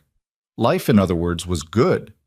And then, on a morning in early March, exactly 1 year after the wedding, Sloane woke up at 5:03 a.m. She lay in bed for a moment, disoriented by the precision of her internal clock. She hadn't woken at 5:03 in over a year, not since those early days when her body had been trained to run on anxiety and adrenaline instead of rest. Beside her, Ethan slept peacefully, one arm thrown across her waist. Down the hall, she could hear Rocket snoring in his dog bed outside Oliver's door, the loyal guardian who had appointed himself the boy's nighttime protector. 5:03. The time she had first knocked on Ethan's door, broken and desperate and not knowing that her life was about to change. Sloane slipped out of bed carefully, pulled on a robe, and padded to the kitchen. She started the coffee maker, a nice one now, with settings and options and the ability to produce something that didn't taste like burned rubber, and stood at the window, watching the city begin to wake. She thought about the woman she'd been that night. The mascara streaks and the missing shoe, and the bone-deep exhaustion of a life that looked perfect from the outside and felt hollow within. She thought about the terror of knocking on a stranger's door, of admitting that she needed help, of letting someone see her without her armor. She thought about how far she'd come. The coffee maker beeped. Sloane poured 2 cups and carried them to the bedroom, where Ethan was just beginning to stir. "Hey," he said sleepily, pushing himself up against the pillows. "What time is it?" 5:03. Something flickered in his eyes, recognition, memory. "The anniversary." "You remembered." "Of course I remembered." He took the coffee she offered and pulled her down to sit beside him on the bed. "How could I forget? It's the most important morning of my life." "More important than our wedding?" The wedding was the celebration. That morning was the beginning. He sipped his coffee, watching her over the rim. "Are you okay? You don't usually wake up this early anymore." "I know. I think my body remembered, even if my mind didn't." Sloane curled into his side, breathing in the warmth of him. "I was just thinking about that night, about how scared I was, how certain I was that I had ruined everything." "You hadn't ruined anything. You saved us both." "I was a mess, Ethan, a complete disaster. You were human. For the first time, you let yourself be human." He set down his coffee and turned to face her. "Do you know what I thought that first morning, when I opened the door and saw you standing there? That I was insane for showing up at your apartment at 5 a.m.? That too." He smiled. "But mostly I thought, this is the bravest person I've ever met. Here's a woman who has everything, power, money, success, and she's standing in my hallway with tears on her face, admitting that she's not okay. That takes more courage than any boardroom battle." Sloane felt her throat tighten. "I didn't feel brave. I felt broken. Broken things can be better if you fix them right." He quoted his own words back to her. "Remember? Oliver told you that. He was right."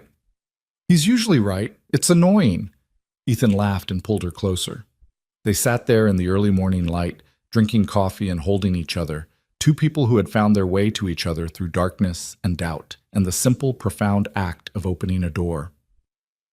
"I want to do something," Sloane said eventually, "to mark today. Something meaningful." "What did you have in mind?" "I want to knock on our door at 5:03, every year on this anniversary, to remember where we started and be grateful for where we are. Ethan considered this. That's either incredibly romantic or slightly concerning from a mental health standpoint. Can it be both? With you, it usually is. She swatted his arm, but she was smiling. I'm serious. This morning changed everything. It deserves to be honored. Then we'll honor it. Ethan kissed her forehead. Every year, 5:03 a.m. A knock on the door that started everything. Down the hall, Oliver's door creaked open. Small footsteps padded toward their bedroom, followed by the click of dog nails on hardwood. Mom? Dad? Oliver's sleepy face appeared in the doorway, Rocket panting happily at his heels. Why are you awake? Is something wrong? Nothing's wrong, sweetheart.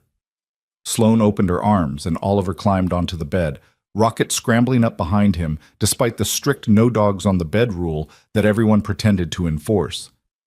We were just talking about something important. What? The morning we became a family. Oliver snuggled between them, a warm weight in the center of everything. You mean when you came to our door and Daddy let you in? Exactly. That was a good morning. He yawned hugely, even though it was really early and you looked kind of scary. I looked scary? Your face was all smeary. I thought you were a ghost. Sloane laughed. I probably looked like one. I felt like one. But then you weren't a ghost. You were just sad. And Daddy says sad people need hugs and nice words, and sometimes hot chocolate. Your daddy is very wise. I know. Oliver's eyes were drifting closed again, the pull of sleep too strong for conversation. I'm glad you knocked on our door. Me too, buddy. Sloane pressed a kiss to his hair. Me too. Within minutes, he was asleep again, sprawled across both of them with the boneless abandon of childhood. Rocket had claimed a spot at the foot of the bed, tail still wagging even in rest. The coffee sat cooling on the nightstand, forgotten in favor of this. A family, together, in the quiet hours before dawn. Ethan met Sloane's eyes over their sleeping son's head. This is what you came looking for, he said quietly. That night, even if you didn't know it. This is more than I ever dared to imagine. Me too. He reached across Oliver to take her hand. I love you, Sloane. I love you too. They stayed there as the sun rose over Portland, painting the sky in shades of gold and pink. The city woke around them, cars starting, dogs barking, the ordinary symphony of morning. But in that bedroom, time seemed suspended, sacred. A year ago, Sloane Carrington had knocked on a stranger's door with nothing to offer but her broken heart. Today, Sloane Carrington Hale lay in a bed full of warmth and love and a sleeping child and a ridiculous dog, watching the dawn of another ordinary, extraordinary day. The knock hadn't turned her life upside down, she realized. It had finally made it whole. And every year at 5:03 a.m. she would remember. She would knock on the door of whatever home they were building, and Ethan would open it, and they would stand together in the doorway where everything began. Because some moments deserve to be honored. Because some loves deserve to be remembered. Because sometimes the bravest thing you can do is admit you're not okay, and trust that someone will let you in. Sloane closed her eyes, feeling Ethan's hand in hers and Oliver's warmth between them and Rocket snoring at her feet, and knew, with a certainty she'd never felt about quarterly earnings or acquisition deals, that she was exactly where she was supposed to be. Home. Finally, irrevocably, completely home.